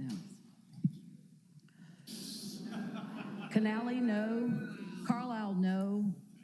Easter Thomas, yes. Ford, no. Green, yes. Logan, no. Smiley, yes. Spinoza, no. Warren, no. White, no. Please show Council Chair Swearingen Washington as voting yes on this item. Please show Walker as voting. I think that's a perfect example of the interaction right there. That item fails. Notice what happens. You'll be saying we're correct. All right. Next time they come and say, Please call item number 16 next.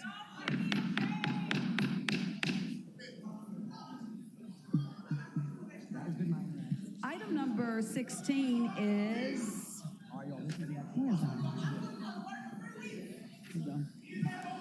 Item number 16 is an ordinance to. Hold on 1 second. Let's let them clear out.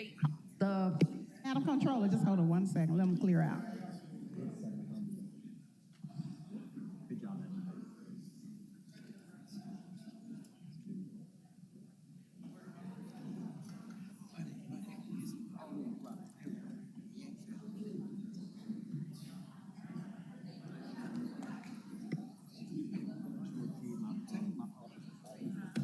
That's true. You could contract it out, couldn't you? That's a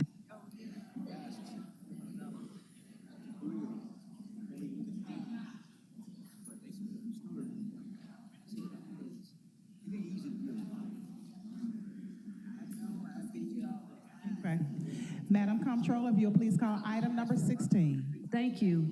Item number 16 is an ordinance to appropriate the proceeds of the tax levy on the assessed values on all properties of every species within the city limits of general purposes for the fiscal year July 1st, 2026 through June 30th, 2027, inclusive together with all collections from privileged license fees, fines, permits, charges, revenue receipts of the city of Memphis for the fiscal year July 1st, 2026 through June 30th, 2027, inclusive to provide the manner in which monies may be transferred from one fund to another and to provide the standard code or designations under which the appropriations are to be administered and accounting control maintained.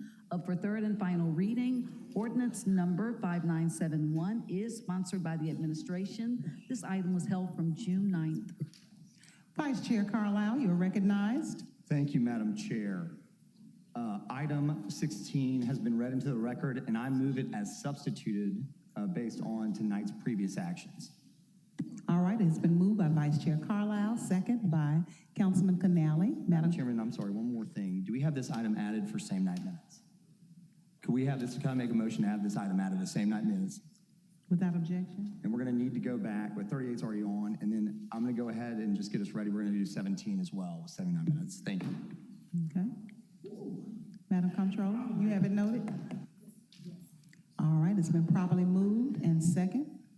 Madam Comptroller, if you will please prepare the screen.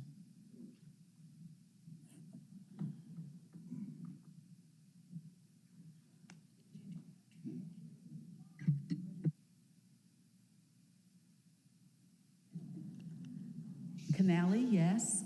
Carlisle, no. Cooper Sutton, yes. Easter Thomas, yes. Ford, yes. Green, yes. Logan, yes. Spinoza, yes. Walker, yes. Warren, yes. White, yes. Chairwoman Swearingen Washington, yes.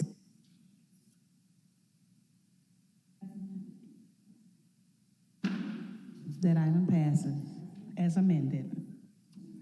All right, if you'll call item number and substitute it. Thank you, fabulous staff. Item number 17, Madam Comptroller. Item number 17 is a resolution for City Treasurer to prepare 2026 tax bills for state-assessed properties, all council districts. This resolution is sponsored by the administration. This was held from June 9th. Vice Chair Carlisle, you're recognized. Thank you, Madam Chair. The committee met recommends approval, and I so move with same night minutes. All right, it's been moved by Vice Chair Carlisle, second by Councilman Canali. Wait, hold on, stop. Are we, I'm sorry, Madam Chair, are we, is this as amended? Did we set the tax rate on the first when this hit the resolution? When this resolution hit? Bree? Which Bree? Do we have, did this hit, is this as amended? Do we have the tax fixed in this resolution? It's in the ordinance, not, okay, not this bill. Oh, okay, thank you. I just want to make sure. All right, thank you. Okay. Madam Comptroller, if you'll please prepare the screen.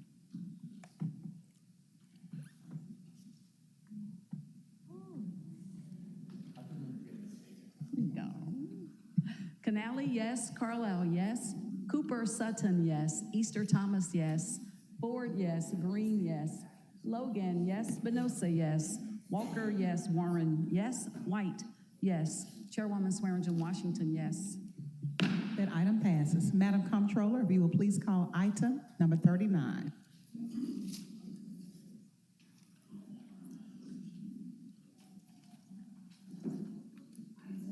Item number 39 is on our add-ons, resolution to authorize the use, allocation, and appropriation of up to $5 million in commercial paper proceeds as interim financing for critical life safety repairs and future renovation planning for AutoZone Park.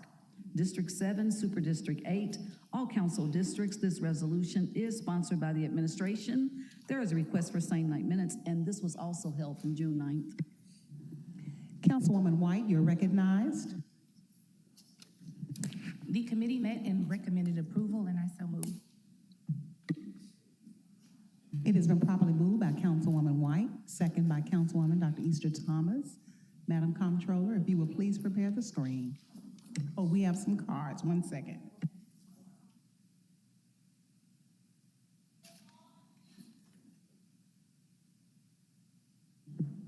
We have 2 cards, Council. First, Brendan Ward, and then we'll have George Mike Todd for item number 39.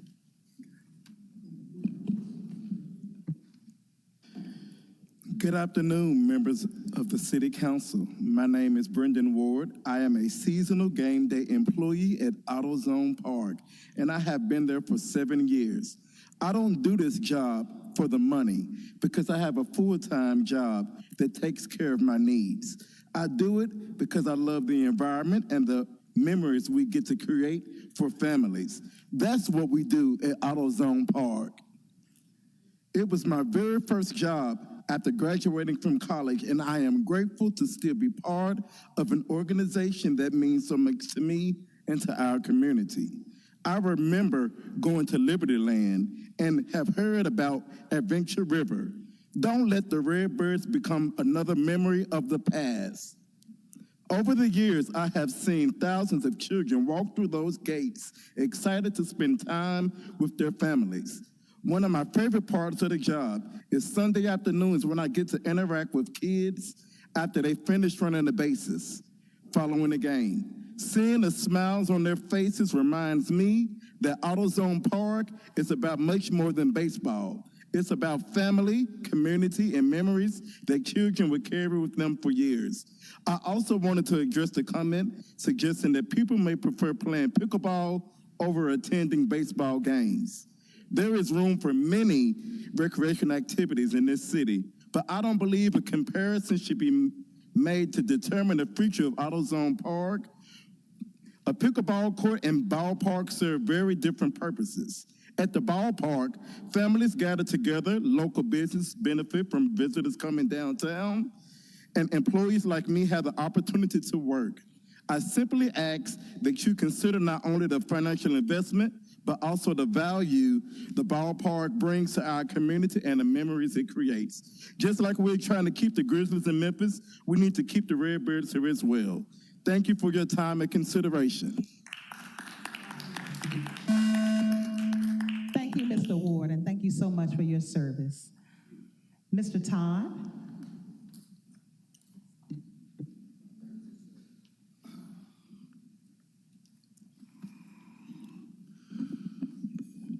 Thank you, Madam Chair.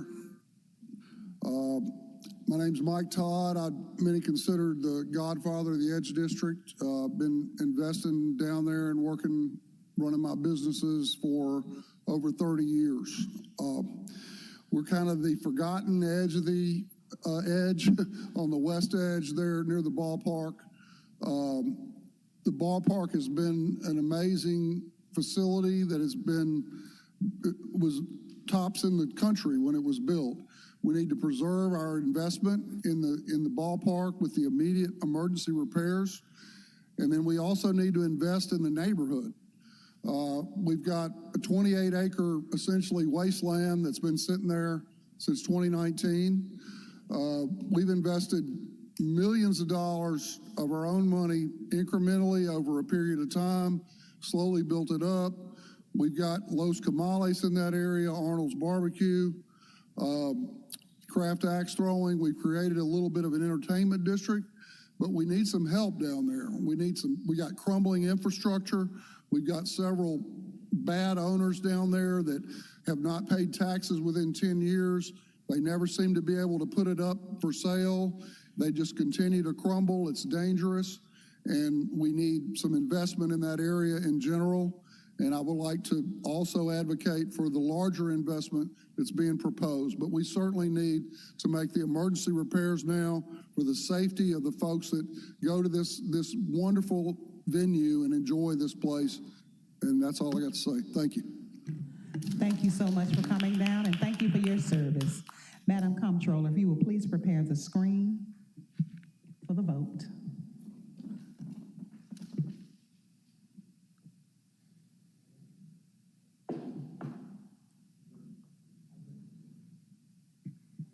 Kennelly, yes. Cooper Sutton, yes. Easter Thomas, yes.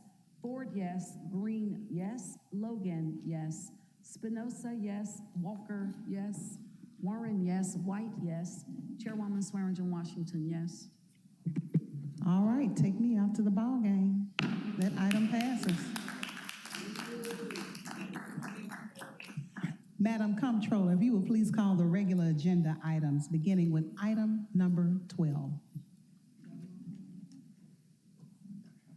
Right. Item number 12 on our regular agenda is reappointments to the Health, Educational, and Housing Facility Board, Moniece Hagler and Howard Eddings.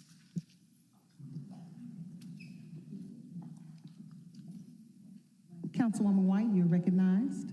The committee met and recommended approval, and I so move.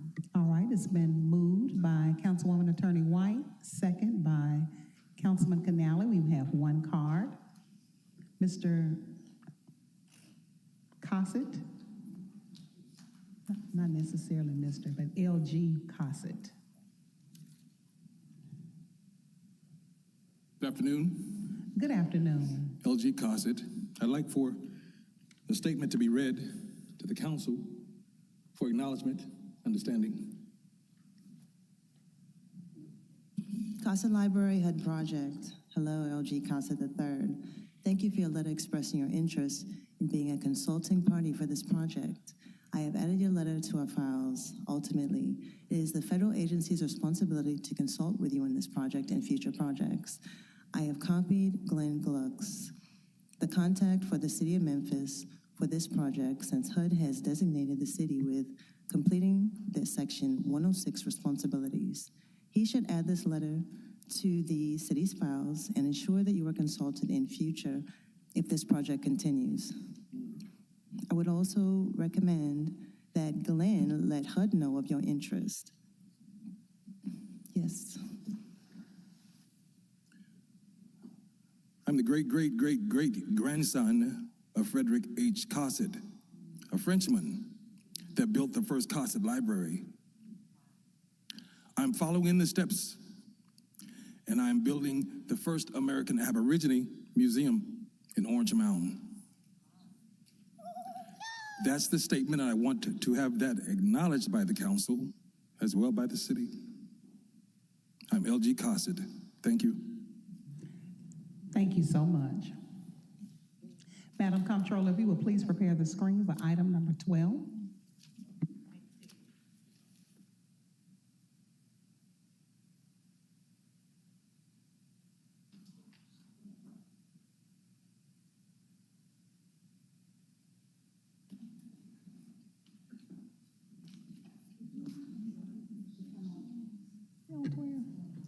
You'll show item 12 on the screen, please, Madam Comptroller.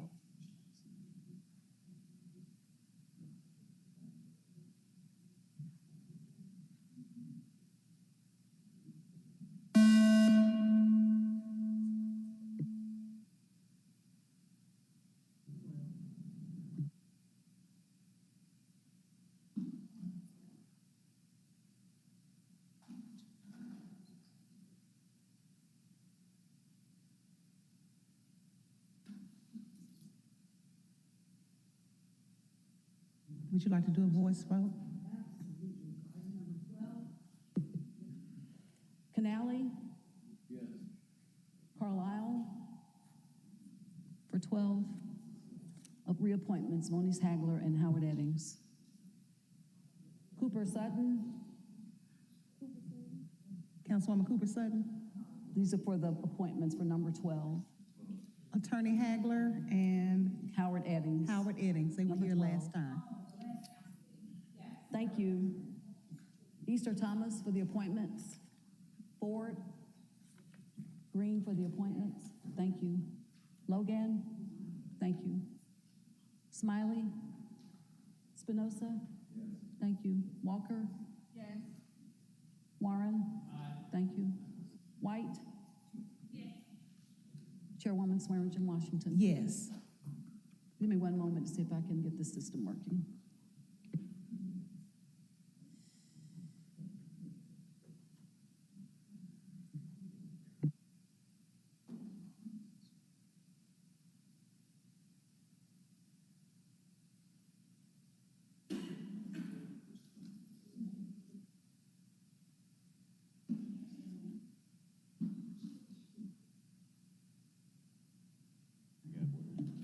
That item passes.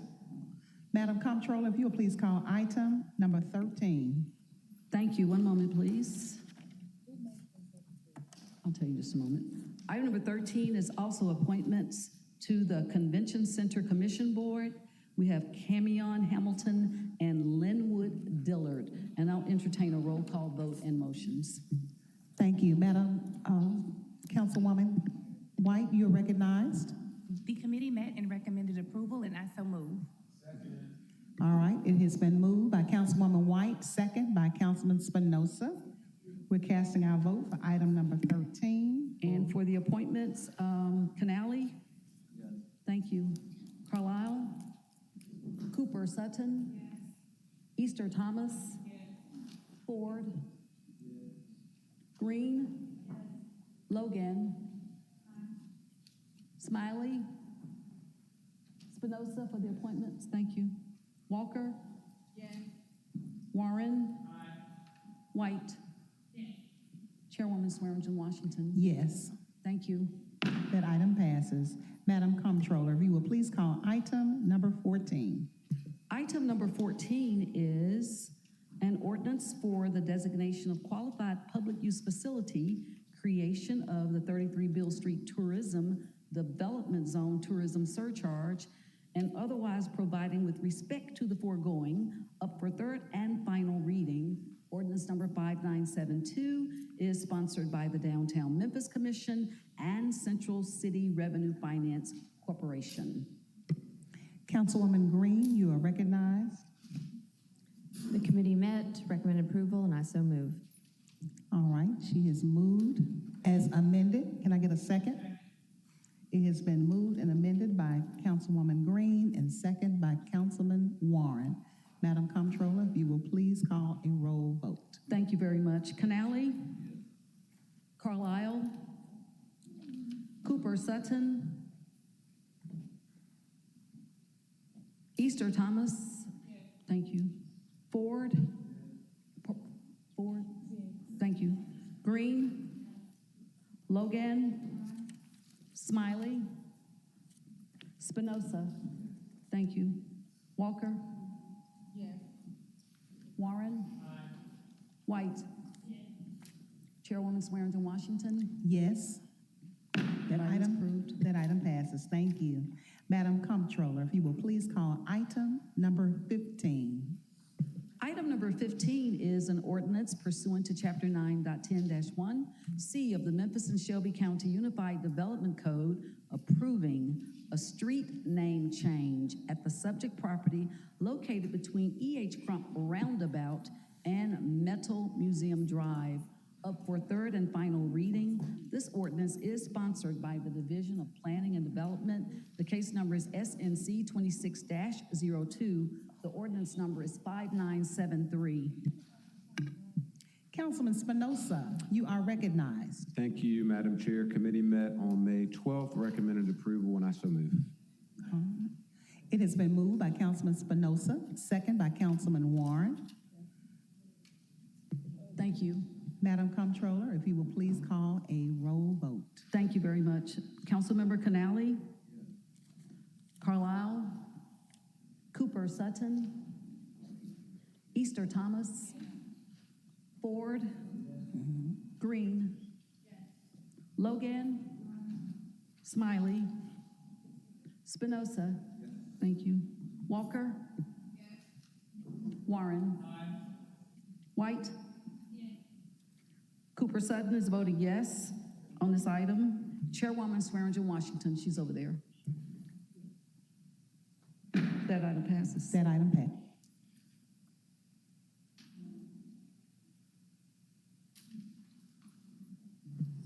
Madam Comptroller, if you will please call item number 18.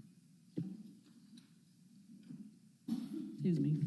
Item number 18 is a resolution accepting and appropriating the sum of $5,700,000 funded by the Department of Housing and Urban Development, chargeable to the FY26 budget to support the lead hazard reduction program. All council districts, this resolution is sponsored by the administration. Councilwoman Logan, you are recognized at this time. Thank you, Chair. The committee met, recommended approval, and I so move. All right, it has been moved by Councilwoman Logan, second by Councilman Ford Canale. Madam Comptroller, if you will please call a roll vote. For this item, number 18, Canale? Carlisle? Cooper Sutton? Easter Thomas? Ford? Green? Logan? Smiley? Spinoza? Walker? Warren? White? Chairwoman Swearingen Washington? Item passes. That item passes. Madam Comptroller, if you will please call item number 19.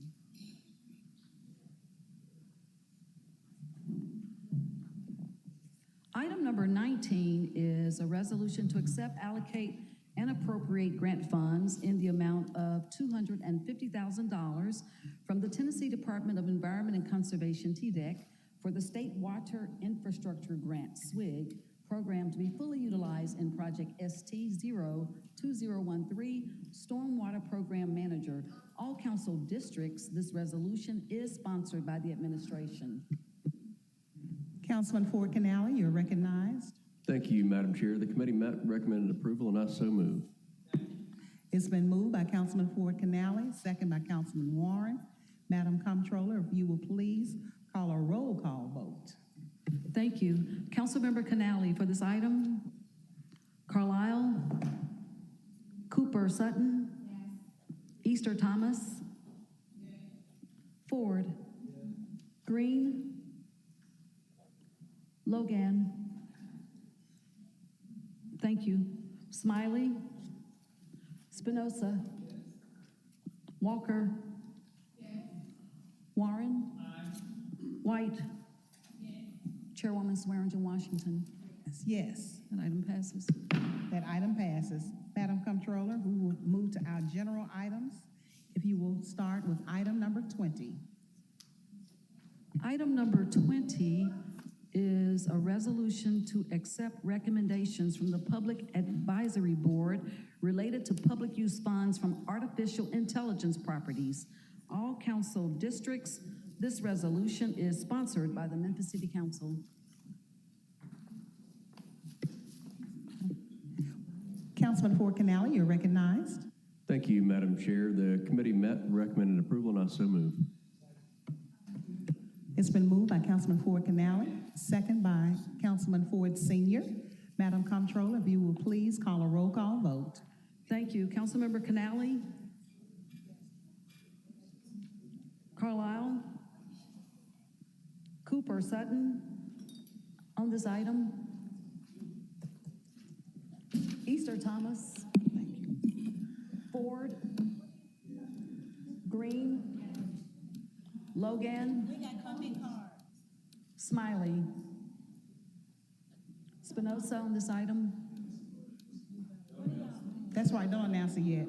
We do have comment cards, I'm sorry. Yeah, let's do that now.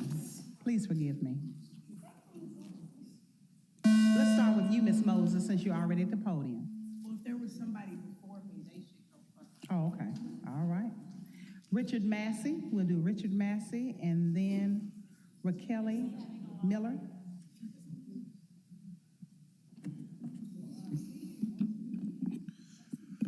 Good evening, Council. Richard Massey, 38111. While their facilities pollute South Memphis with methane gas turbines that are in constant operation, XAI, which is now Space XAI, has enabled the creation of the world's first trillionaire.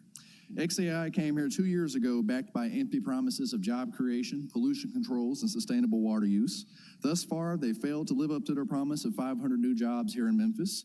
They've expanded at lightning speed shrouded by NDAs without engaging the community. They've become the largest industrial source of smog here in Memphis within 2 years, and they draw 800,000 gallons from the Memphis Sands Aquifer every single day, despite Memphis being the largest city in the United States that relies entirely on groundwater. So the community got to work on demanding a real community benefits ordinance that directs property tax revenue generated from AI properties to communities who are in direct proximity to AI infrastructure. 25% of XAI property tax revenue will be allocated annually towards this effort, which would be $3.3 million this year. So while we're proud of the work that we've done in fighting for this, we also recognize just how obscene it is for the CEO of a said company to be humanity's first ever trillionaire while we're fending for $3 million spread out across over nearly a dozen investment areas. And using this time, we're demanding the following. Accept the recommendations from the Public Advisory Board, such as allocating public funds towards community health clinics and increased air quality monitoring. Demand that Space XAI adheres to a binding written commitment to building out their water reuse facility that they've already delayed once, issue real repercussions if they don't build out their facility, and reintroduce a data center moratorium so that we have ample time to both study and regulate this massive tech expansion that is harming our neighbors here in Memphis. Thank you. Thank you. We will have Raquel Miller and then Dr. Kimberly Owens Pearson.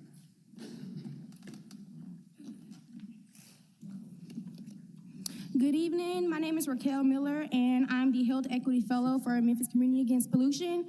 And if the goal is truly to improve the lives of the people most affected, then the funds set aside for this community must follow the priorities residents themselves have consistently raised, which are healthcare and housing accommodations. Both the City of Memphis survey and our community-led survey show the same reality. Our residents are living with elevated respiratory illnesses and limited economic mobility. To address this, I recommend creating a healthcare grant program to help families cover doctor visits, health maintenance, and essential medical equipment. These funds should be held by the Community Foundation of Memphis with Church Health, whose mission is to make quality healthcare accessible. Transportation is also a barrier to health. Nearly 30% of Southwest Memphis families lack reliable transportation. So I propose allocating $100,000 to support access to care through MATA's Groove on-demand service.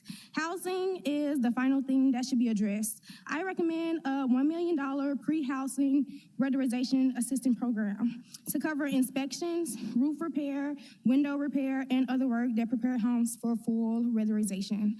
This program would deliver the much-needed and long-requested home improvements that our community has been denied for so long. Memphis Light, Gas, and Water and Groundswell, an organization focused on energy affordability, should steward this work. Finally, every resident within a 5-mile radius must be directly and consistently notified about what is happening, who is eligible, and what is available. Lack of transparency has been a longstanding issue, and clear communication is essential to rebuilding trust. Thank you so much. Thank you. Dr. Pearson and then Brian Bruce.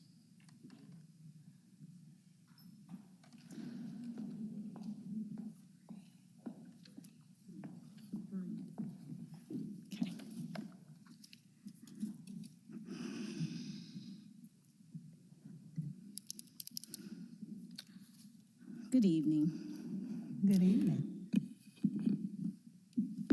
I think it was deplorable a moment ago that you guys would start voting without listening. Then, when people were talking, you were not paying attention.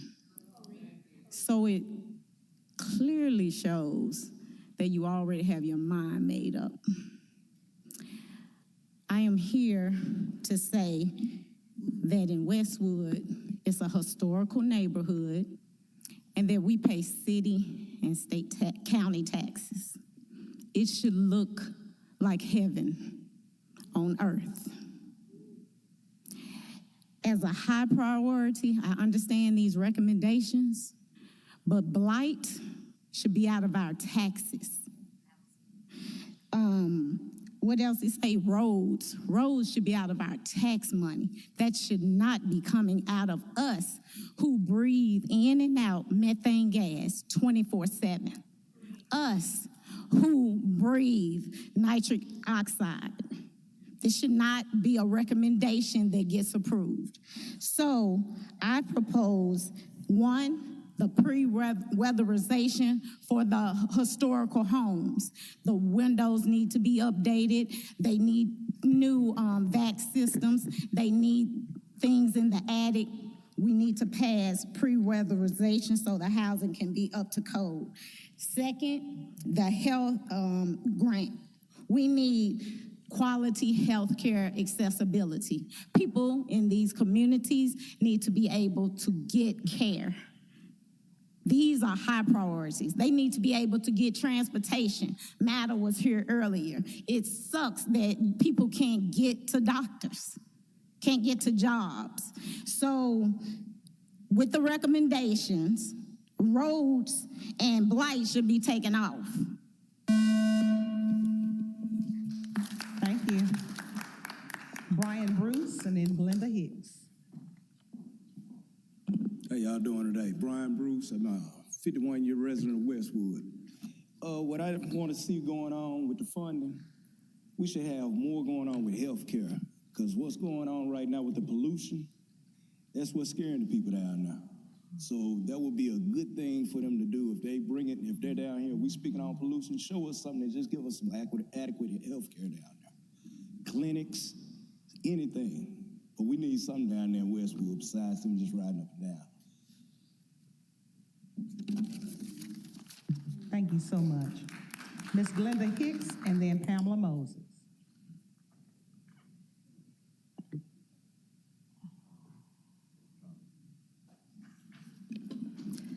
Good afternoon, Glenda Hicks. So I'm here just to express genuine concern over the fact that the ordinance that has been written has 11 mandates for $3 million for 100,000 citizens. That is simply asinine. Does not make sense.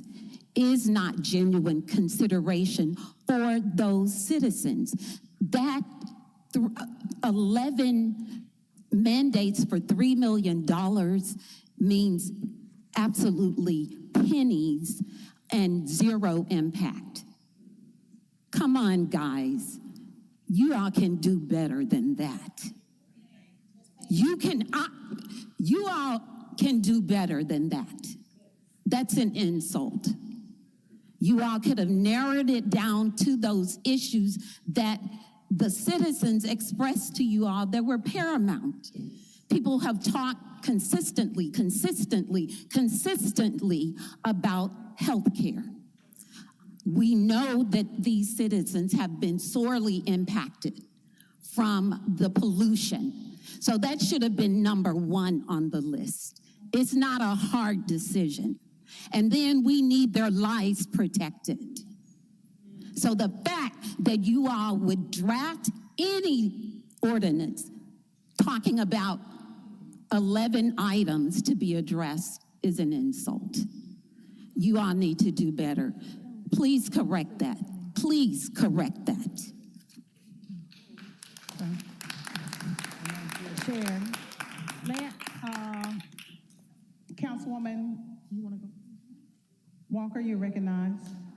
Sure, thank you, Madam Chair. I just had a few comments about this. So I did serve on the advisory board. I think I was supposed to speak next. Council is going to speak, and then you're going to speak. Thank you. So I was one of 3 council members who served on the advisory board committee, and it says resolution to accept the recommendations of the advisory board. These are recommendations. These items are not all necessarily going to be implemented. That's the first thing. And then also, in this list of 11 items, yes, there are multiple things that the city is already responsible for. So it is a misconception, a misunderstanding that anything in this list that the city already does, we're going to use this XAI tax revenue in lieu of that. Anything on this list that we're already doing will be in addition to.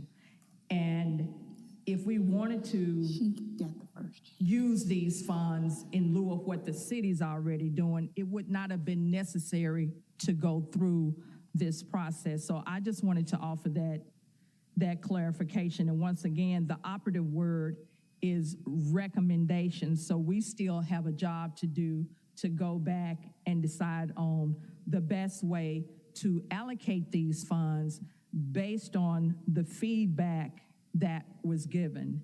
And I will say at our next to the last meeting, all the public comments, and I'll be glad to go back and watch the tape, and any of you all can too, but it was a valuable opportunity for the citizens to share their feedback as to what they wanted these funds to be used for, and instead the comments were critical of XAI, Elon Musk, and the mayor, and it was just, to me, a wasted opportunity to share what you wanted the funds to be used for.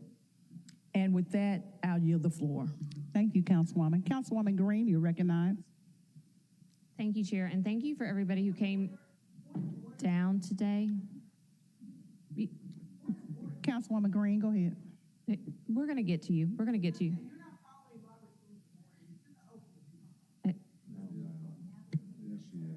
Councilwoman Green, go on and talk. Thank you. Every recommendation that you are suggesting, I think are very important too. I really do like the weatherization, and I have been a proponent for healthcare access as well, because I do think that's the most important. But as Councilwoman Walker said, these were the things that committee that was set up to give us community feedback was supposed to bring back to us. Well, I can't speak to whether they were educated properly or not, but what I can tell you is this is us receiving the feedback from the community, and then we take it back and we actually allocate the funds. But this was not written by us. So I know it says that it's sponsored by the City Council. It's because we wanted to get the feedback from the community, from the Public Advisory Board that was set up, and the appointments were made by the mayor. So this is just us formally receiving those recommendations and saying, we hear you and we see you and we value your input. That's what it is. And then we welcome more feedback about which of these you see as priorities. But this is not, we're going to use this money for blight or this money for road projects. That's not what this says. So I just wanted to make sure that everybody, so I think it is important to say this is the recommendations, but it is clear that this says that the Public Advisory Board members share and propose the following recommendations. These are not our recommendations. This is us receiving what they have shared with us. So I just wanted to clarify that for you. And so I think as we continue through this process, you should definitely continue, whether it is by email, by phone call, by meeting, by coming down here and giving comment. Please continue to provide us feedback on how you want these funds spent. But don't think this is how this is going to be spent. Thank you, Councilwoman. Thank you. Thank you, Councilwoman. Ms. Moses, you have the floor.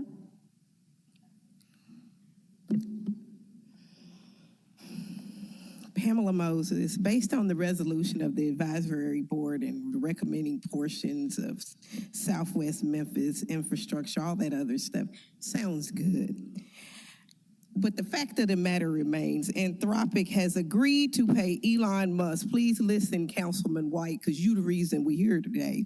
They've agreed to pay $1.2 billion for that building that you rented for $800,000. See, I know the history. And see, if they can get $1.2 billion a month, y'all can do something else, which is not sell us out. So while the billionaires and the trillionaires are making enormous profits off of our natural resources, you want to offer us weatherization. We done had that program for 20 years. That's not enough. Elon Musk operations are benefiting him, not us. So to everybody that got paid, because, see, I know what's going on. Tammy, sorry you ain't the only one going to go down. For everybody that got paid and you sold us out, I wanted you to revisit what's really going on and look at the decisions that have been made by closed rooms, backroom deals of the Chamber of Commerce and everybody else. We are not roaches. We are people. We deserve more than crumbs. Mississippi can kill babies and get away with it with their state violence. And they getting $1 billion and they hadn't even set up shop yet because their community knows what's going on and you're not going to sell them out for no crumbs. So I think all of you, especially you, Councilman Walker, you need to go back to Elon, Doug McGowan, and whoever else was on that plane that went to Texas and cut this deal, and you need to tell them we're going to have to give the people a little bit more. And that's all I have to say. Thank you, and don't vote Democrat because they are really Republicans. Vote independent. All right, thank you so much. That brings us to our same night minute items. Councilman Canali, would you please read the same night minute item? Thank you, Madam Chair. The same night minute items are 16, 17, 34, 35, 36, 37, 38, and 39. And with Oh, wait 1 second. Let's forgot complete to the vote for vote on 20. item 20. we're going to go Did we back. complete the vote on item 20?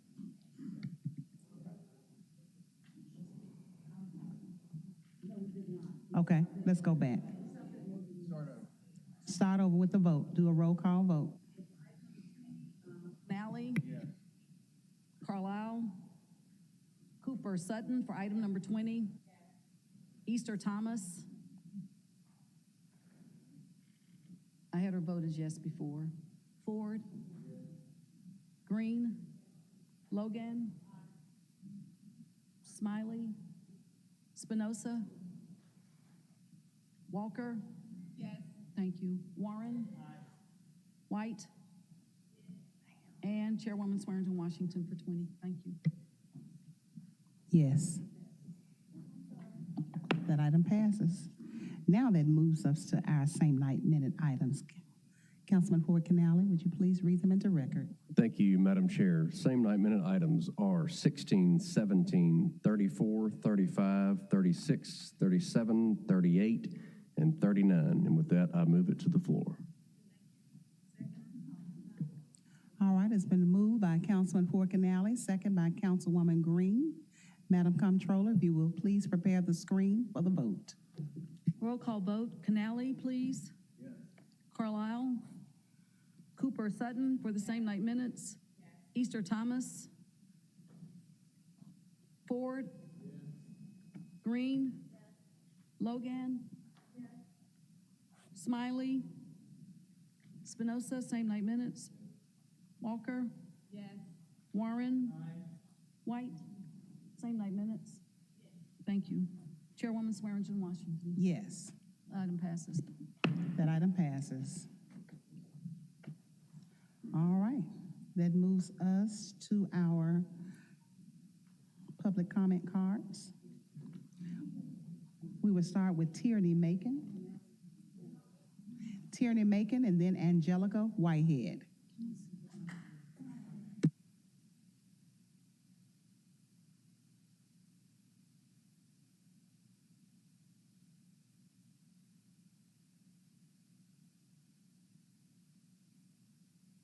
If I have to, oh, okay, I would have projected, okay. Happy Tuesday. We recognize and appreciate well, first of all, my name is Tierney Macon. I'm the Shelby County Community Organizer with the Equity Alliance. We were here at the last City Council meeting, and I wanted to start out by saying we recognize and appreciate the Council's additional investment when it comes to middle class funding for housing. This is a very important step, but we need to name the other imbalances and challenge to come along with the housing disparities that the city is facing. If the city can identify $4.1 million and $3.5 million for recreation and parks investments, such as the Audubon Golf Clubhouse and the Jesse Turner Park improvements, then we should be able to identify serious long-term investment for housing.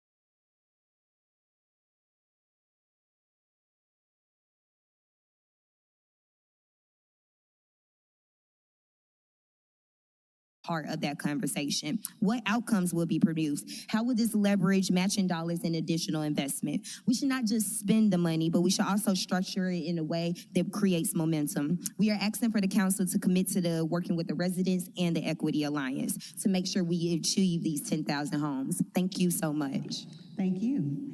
Mr. Keith Lee Sr. and then Stephanie Lee.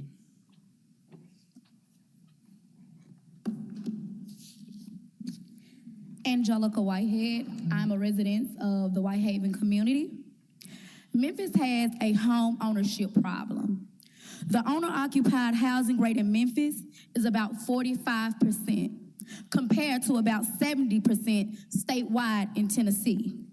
That gap should concern every elected official in this city. When fewer than half of Memphis households own their homes, that means too many families are locked out of wealth building, neighborhood stability, and long-term economic security. Yes, Memphis needs rental opportunities. Yes, Memphis needs affordable housing. Yes, Memphis needs down payment assistance. But we also have to be clear. We must create homeowners if we want to stabilize the economy. Home ownership helps families build equity. It helps stabilizes blocks. It supports schools. It keeps long-time residents rooted in their communities. And it allows working and middle-class families to share in the growth of the city instead of being displaced by it.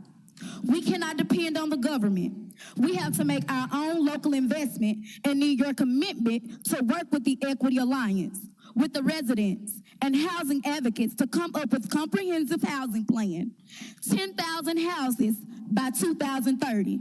Let's work together to ensure that our budget account for this robust initiative. Thank you. Keith Lee Sr. and then Stephanie Lee.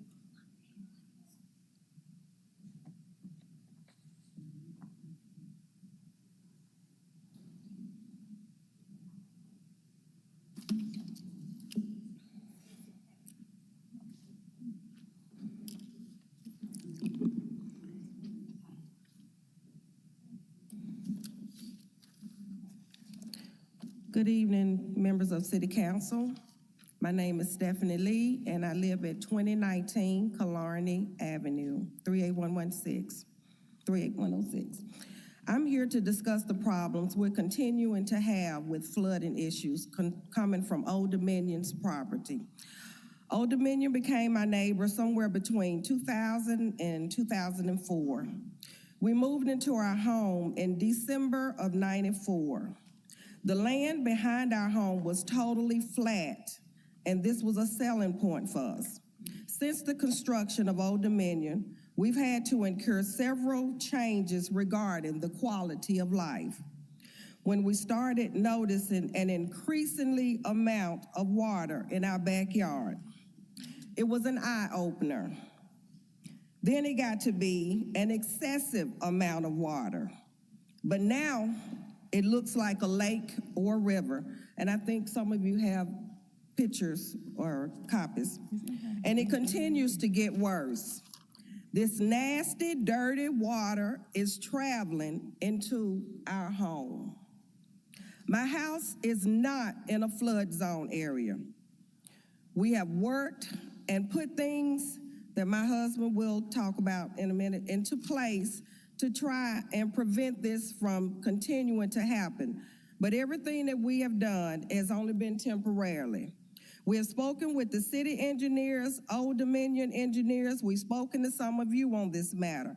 However, Old Dominion is aware of the problem we face, yet, yes, they did conducted a survey that looked at the drainage issue.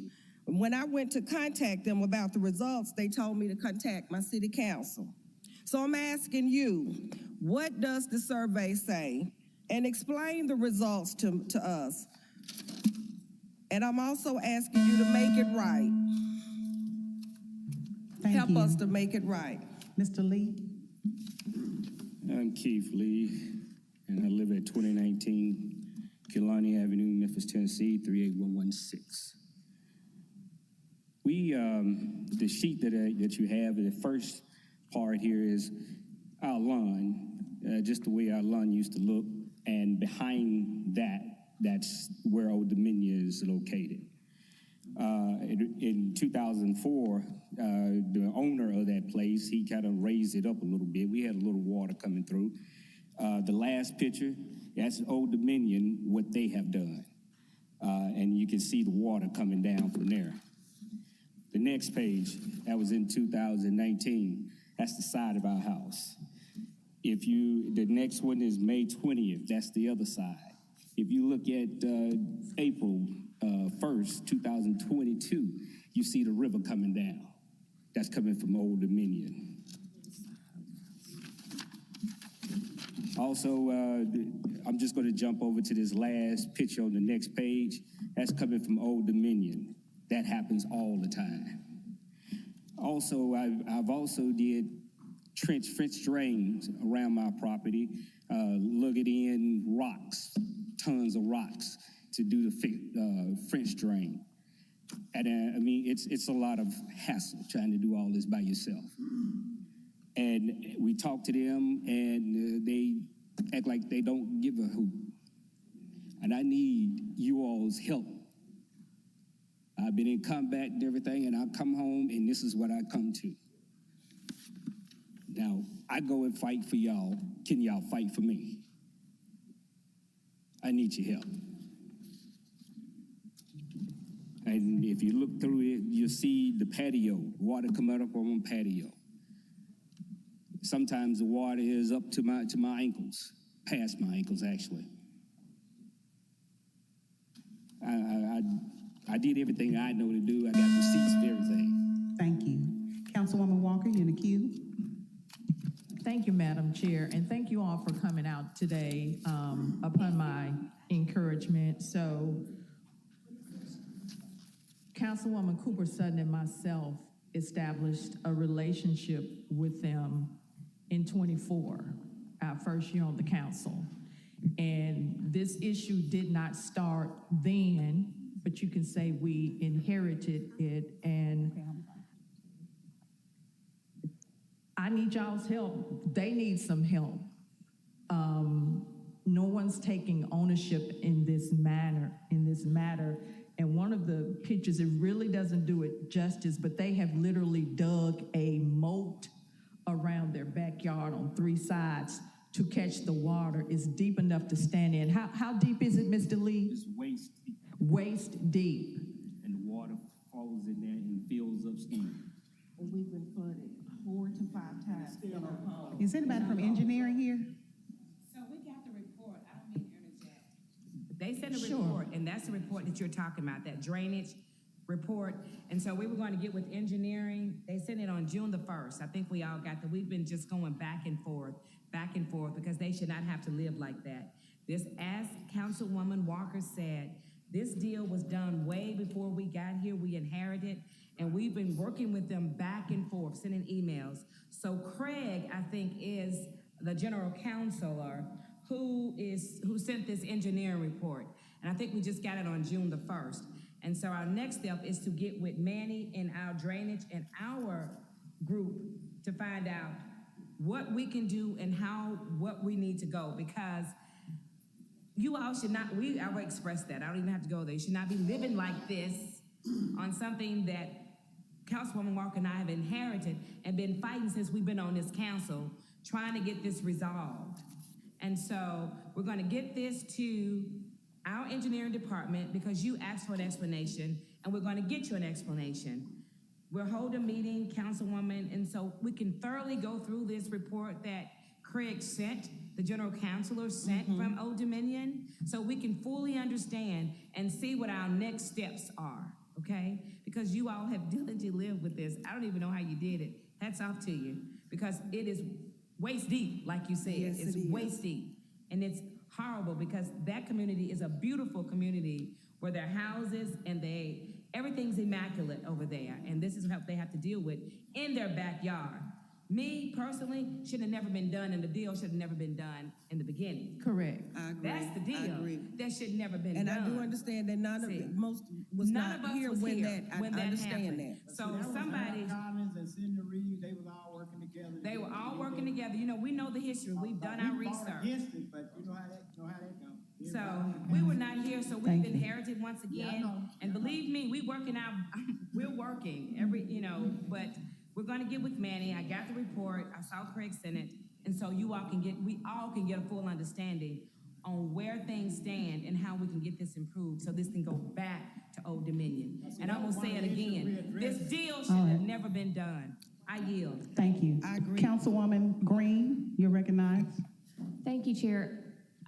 I don't know who's over there from administration in Public Works, but I do feel like we had a presentation from All World, from Dwan Gilliam, around sort of when this happens, that they should be called so they can go out immediately. Does anybody remember what I'm talking about? There was like a number when flooding happens. I don't know, but we can make sure this on the next committee meeting and make sure that it is addressed.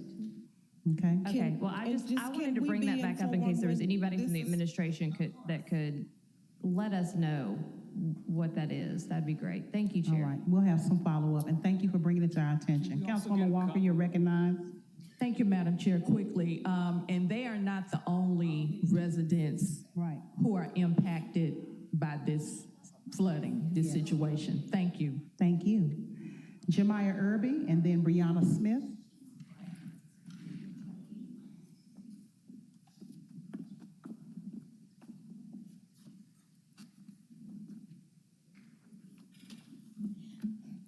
Good afternoon, Council. I am Jemiah Irby. I am the ground game organizer for the Equity Alliance, and we are asking Council to support a co-governance approach where residents, community organizations, housing experts, and city leaders work together to guide a pilot in the identified targeted zip code for additional middle income. That means creating a process that includes a resident advisory table, clear public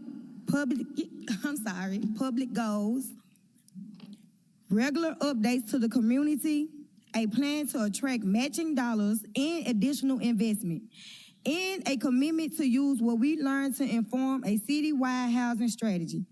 Memphis does not currently have a comprehensive housing plan, and that has to change.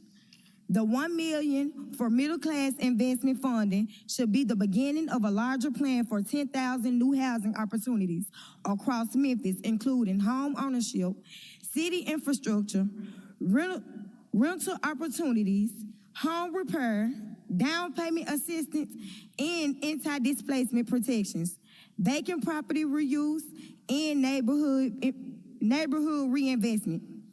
The focus has to be home ownership because ownership units grows the tax base, and without more housing, the tax burden will be placed on fewer housing receiving fewer services to balance the budget. We appreciate the council's investment of $1 million for middle class investment funding. Now, we are asking council to protect this funding through a community-led governance process, commitment to working with the residents and the Equity Alliance, and use this as the first step toward a long-term plan for 10,000 new housing opportunities across Memphis. Thank you.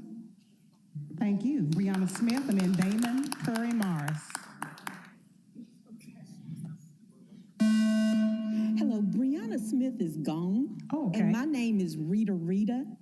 So I think you have my card. Yes, Can I go now? I haven't called you yet. Okay, well, Ms. Smith is not here. Go on, Ms. Rita. All right, then. My name is Rita. I will be back. I just want to say I have been back in Memphis for about 7 or 8 months. I did 18 years in Dallas, and when you talked about the busing and the transit, that really hit me, because in Dallas-Fort Worth, we have a pretty good system. So I want to just offer myself and offer my help to get Memphis up and running. And like I said, I will be back. But each one of you, all of you sitting here, I just want you to get a thank you and a gratitude. This has been a rough meeting. This has been a rough meeting. And I want you to take your hand, pat yourself on the back because you all have handled this well. I know there's only 2 decisions that you can make, and you're not going to make everybody happy. So thank you. It's not sexy to be elected. It's not sexy to be the police department. It's not sexy to be sanitation. It's not sexy to be a teacher. But I thank each and every one of you for where you have parked your car in this life and for what you're doing. So I just want to thank each and every one of you. The people that showed up, the people who are here, thank you. Thank you and bless you. If we can have Damon Curry Morris and then Robin England.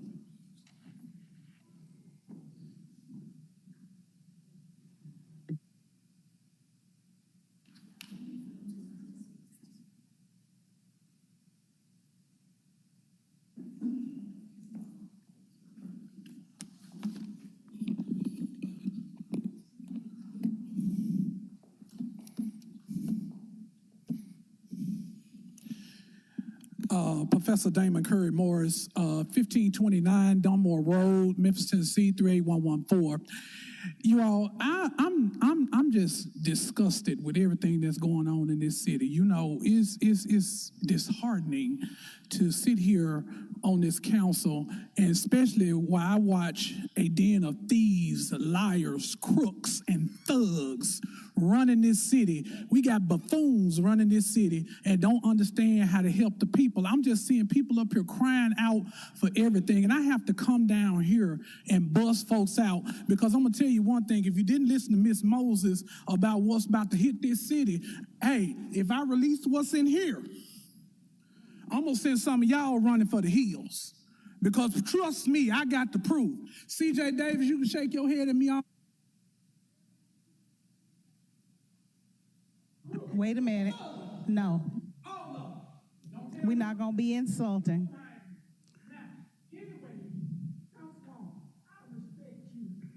Yes, but we can't be insulting. This is our opportunity to have comments, but we can't be insulting. Yes. Been insulted. Okay, reclaiming my time. I've been insulted. It don't take me 2 years to get a meeting. It don't take me 2 years to get services that my tax dollars pay for. Okay, you very well know what it is. Pearl Walker, terrible. Let me tell y'all one. No. Okay, but you can't look at this community like it is right. You sit up here and Thank you, Mr. Mars. Officer Young, we through. Next person is Robin England. Robin England.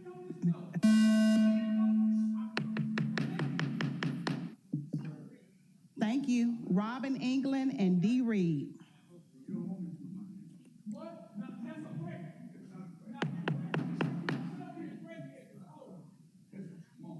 This meeting is recessed. This meeting is recessed.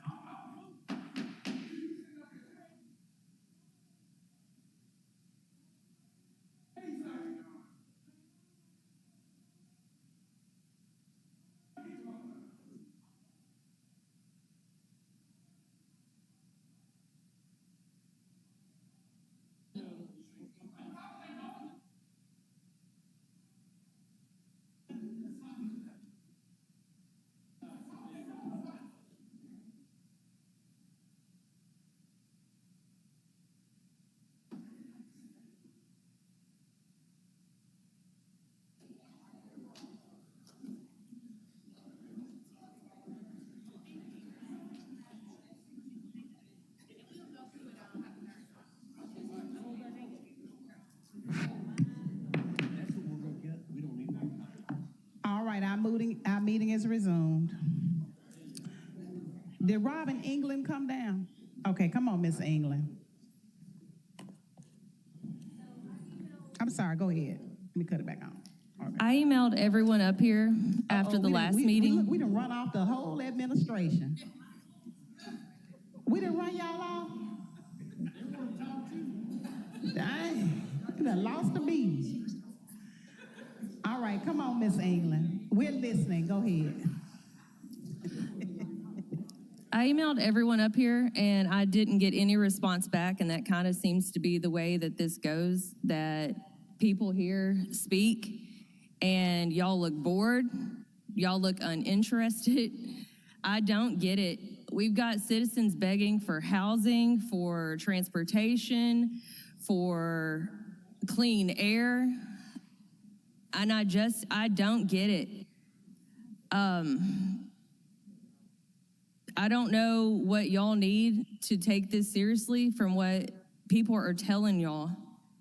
The city's getting worse. We're talking about where we're spending XAI money when we don't want XAI here. It is ruining our water supply. It is ruining our air, and for nothing. I don't know. Chase Carlisle, I am coming for your job. I don't think you deserve it. Up here talking about pickleball when we have actual... We cannot call out council members. They need to be called out. All right, well, thank you for your comments.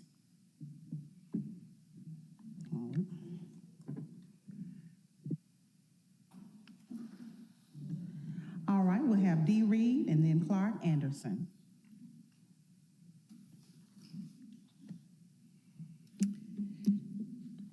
Hello, my name is Dee Reed, a member of the Fraser Democratic Club.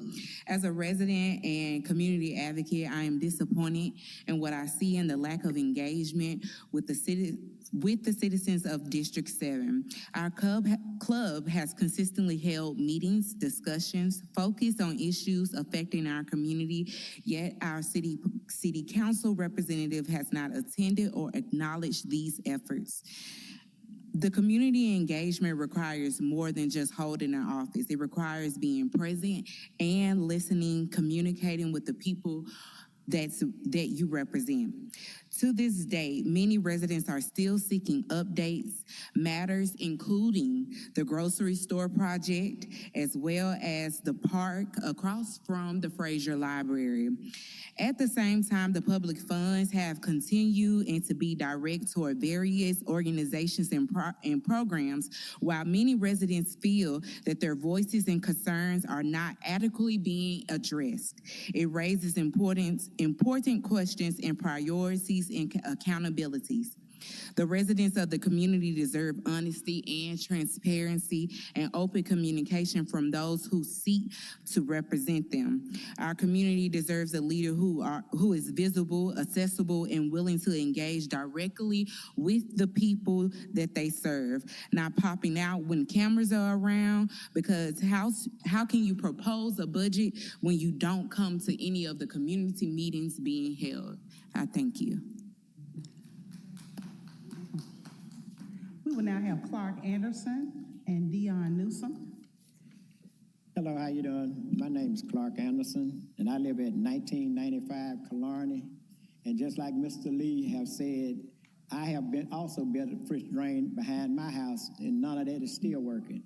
I have replaced my driveway because the water not only stays in the backyard, it runs up to the front and goes up under the foundation of my house and my driveway and everything. So therefore, I replaced the driveway. Right now, I need to call groundwork in to check my foundation because my floor of my garage is lifting up. So any kind of help, any kind of way you all can do to help us resolve this flooding issue, we would greatly, greatly appreciate it. I want to thank you all very much for hearing me. Thank you. Thank you. And we said that we're going to follow up with that. We're going to make sure that you all get the support that you all deserve. Dion Newsom and then Adrian Lomax Hernandez.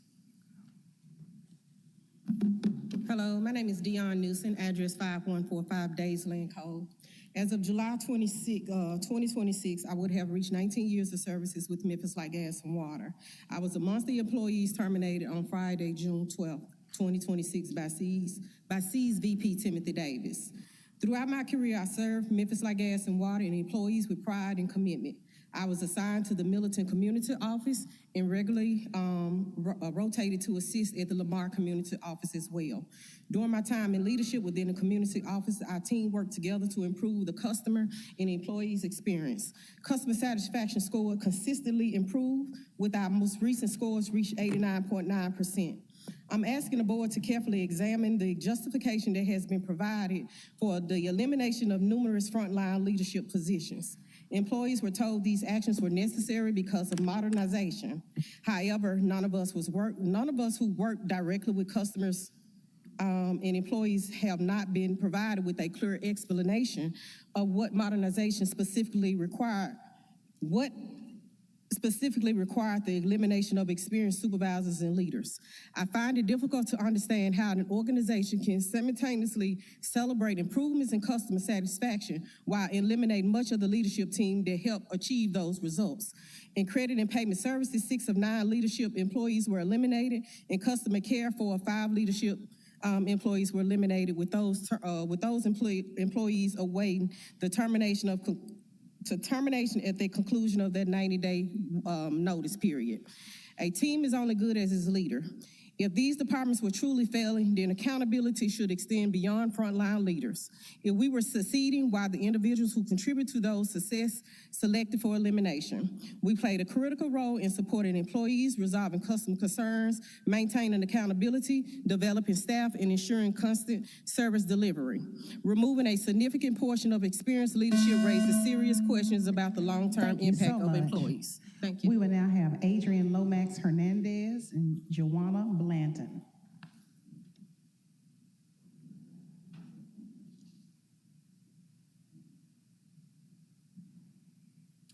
Good evening, Madam Chairwoman and City Council members. My name is Adrian Lomax Hernandez, and I'm here today to share my experience as a former MLGW employee of over 17 years.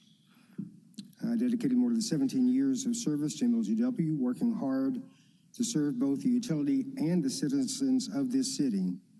In October 2024, I was selected to serve as Section Supervisor of Cashiering Operations and Credit for the Lamar Community Office.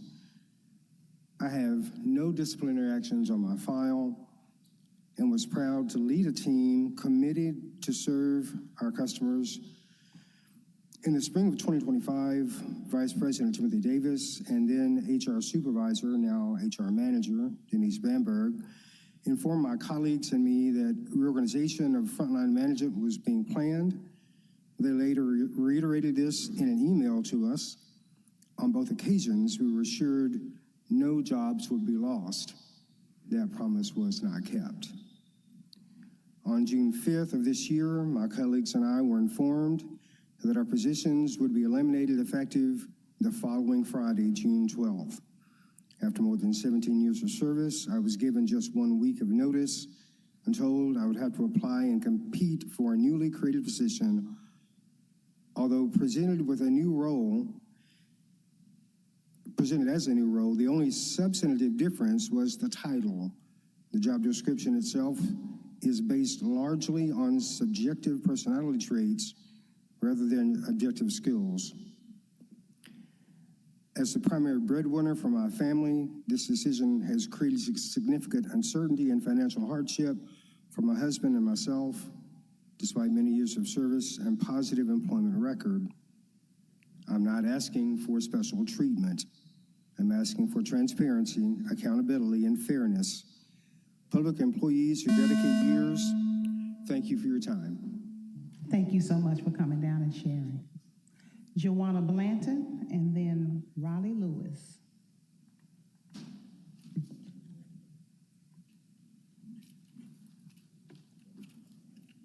Ricky Lewis.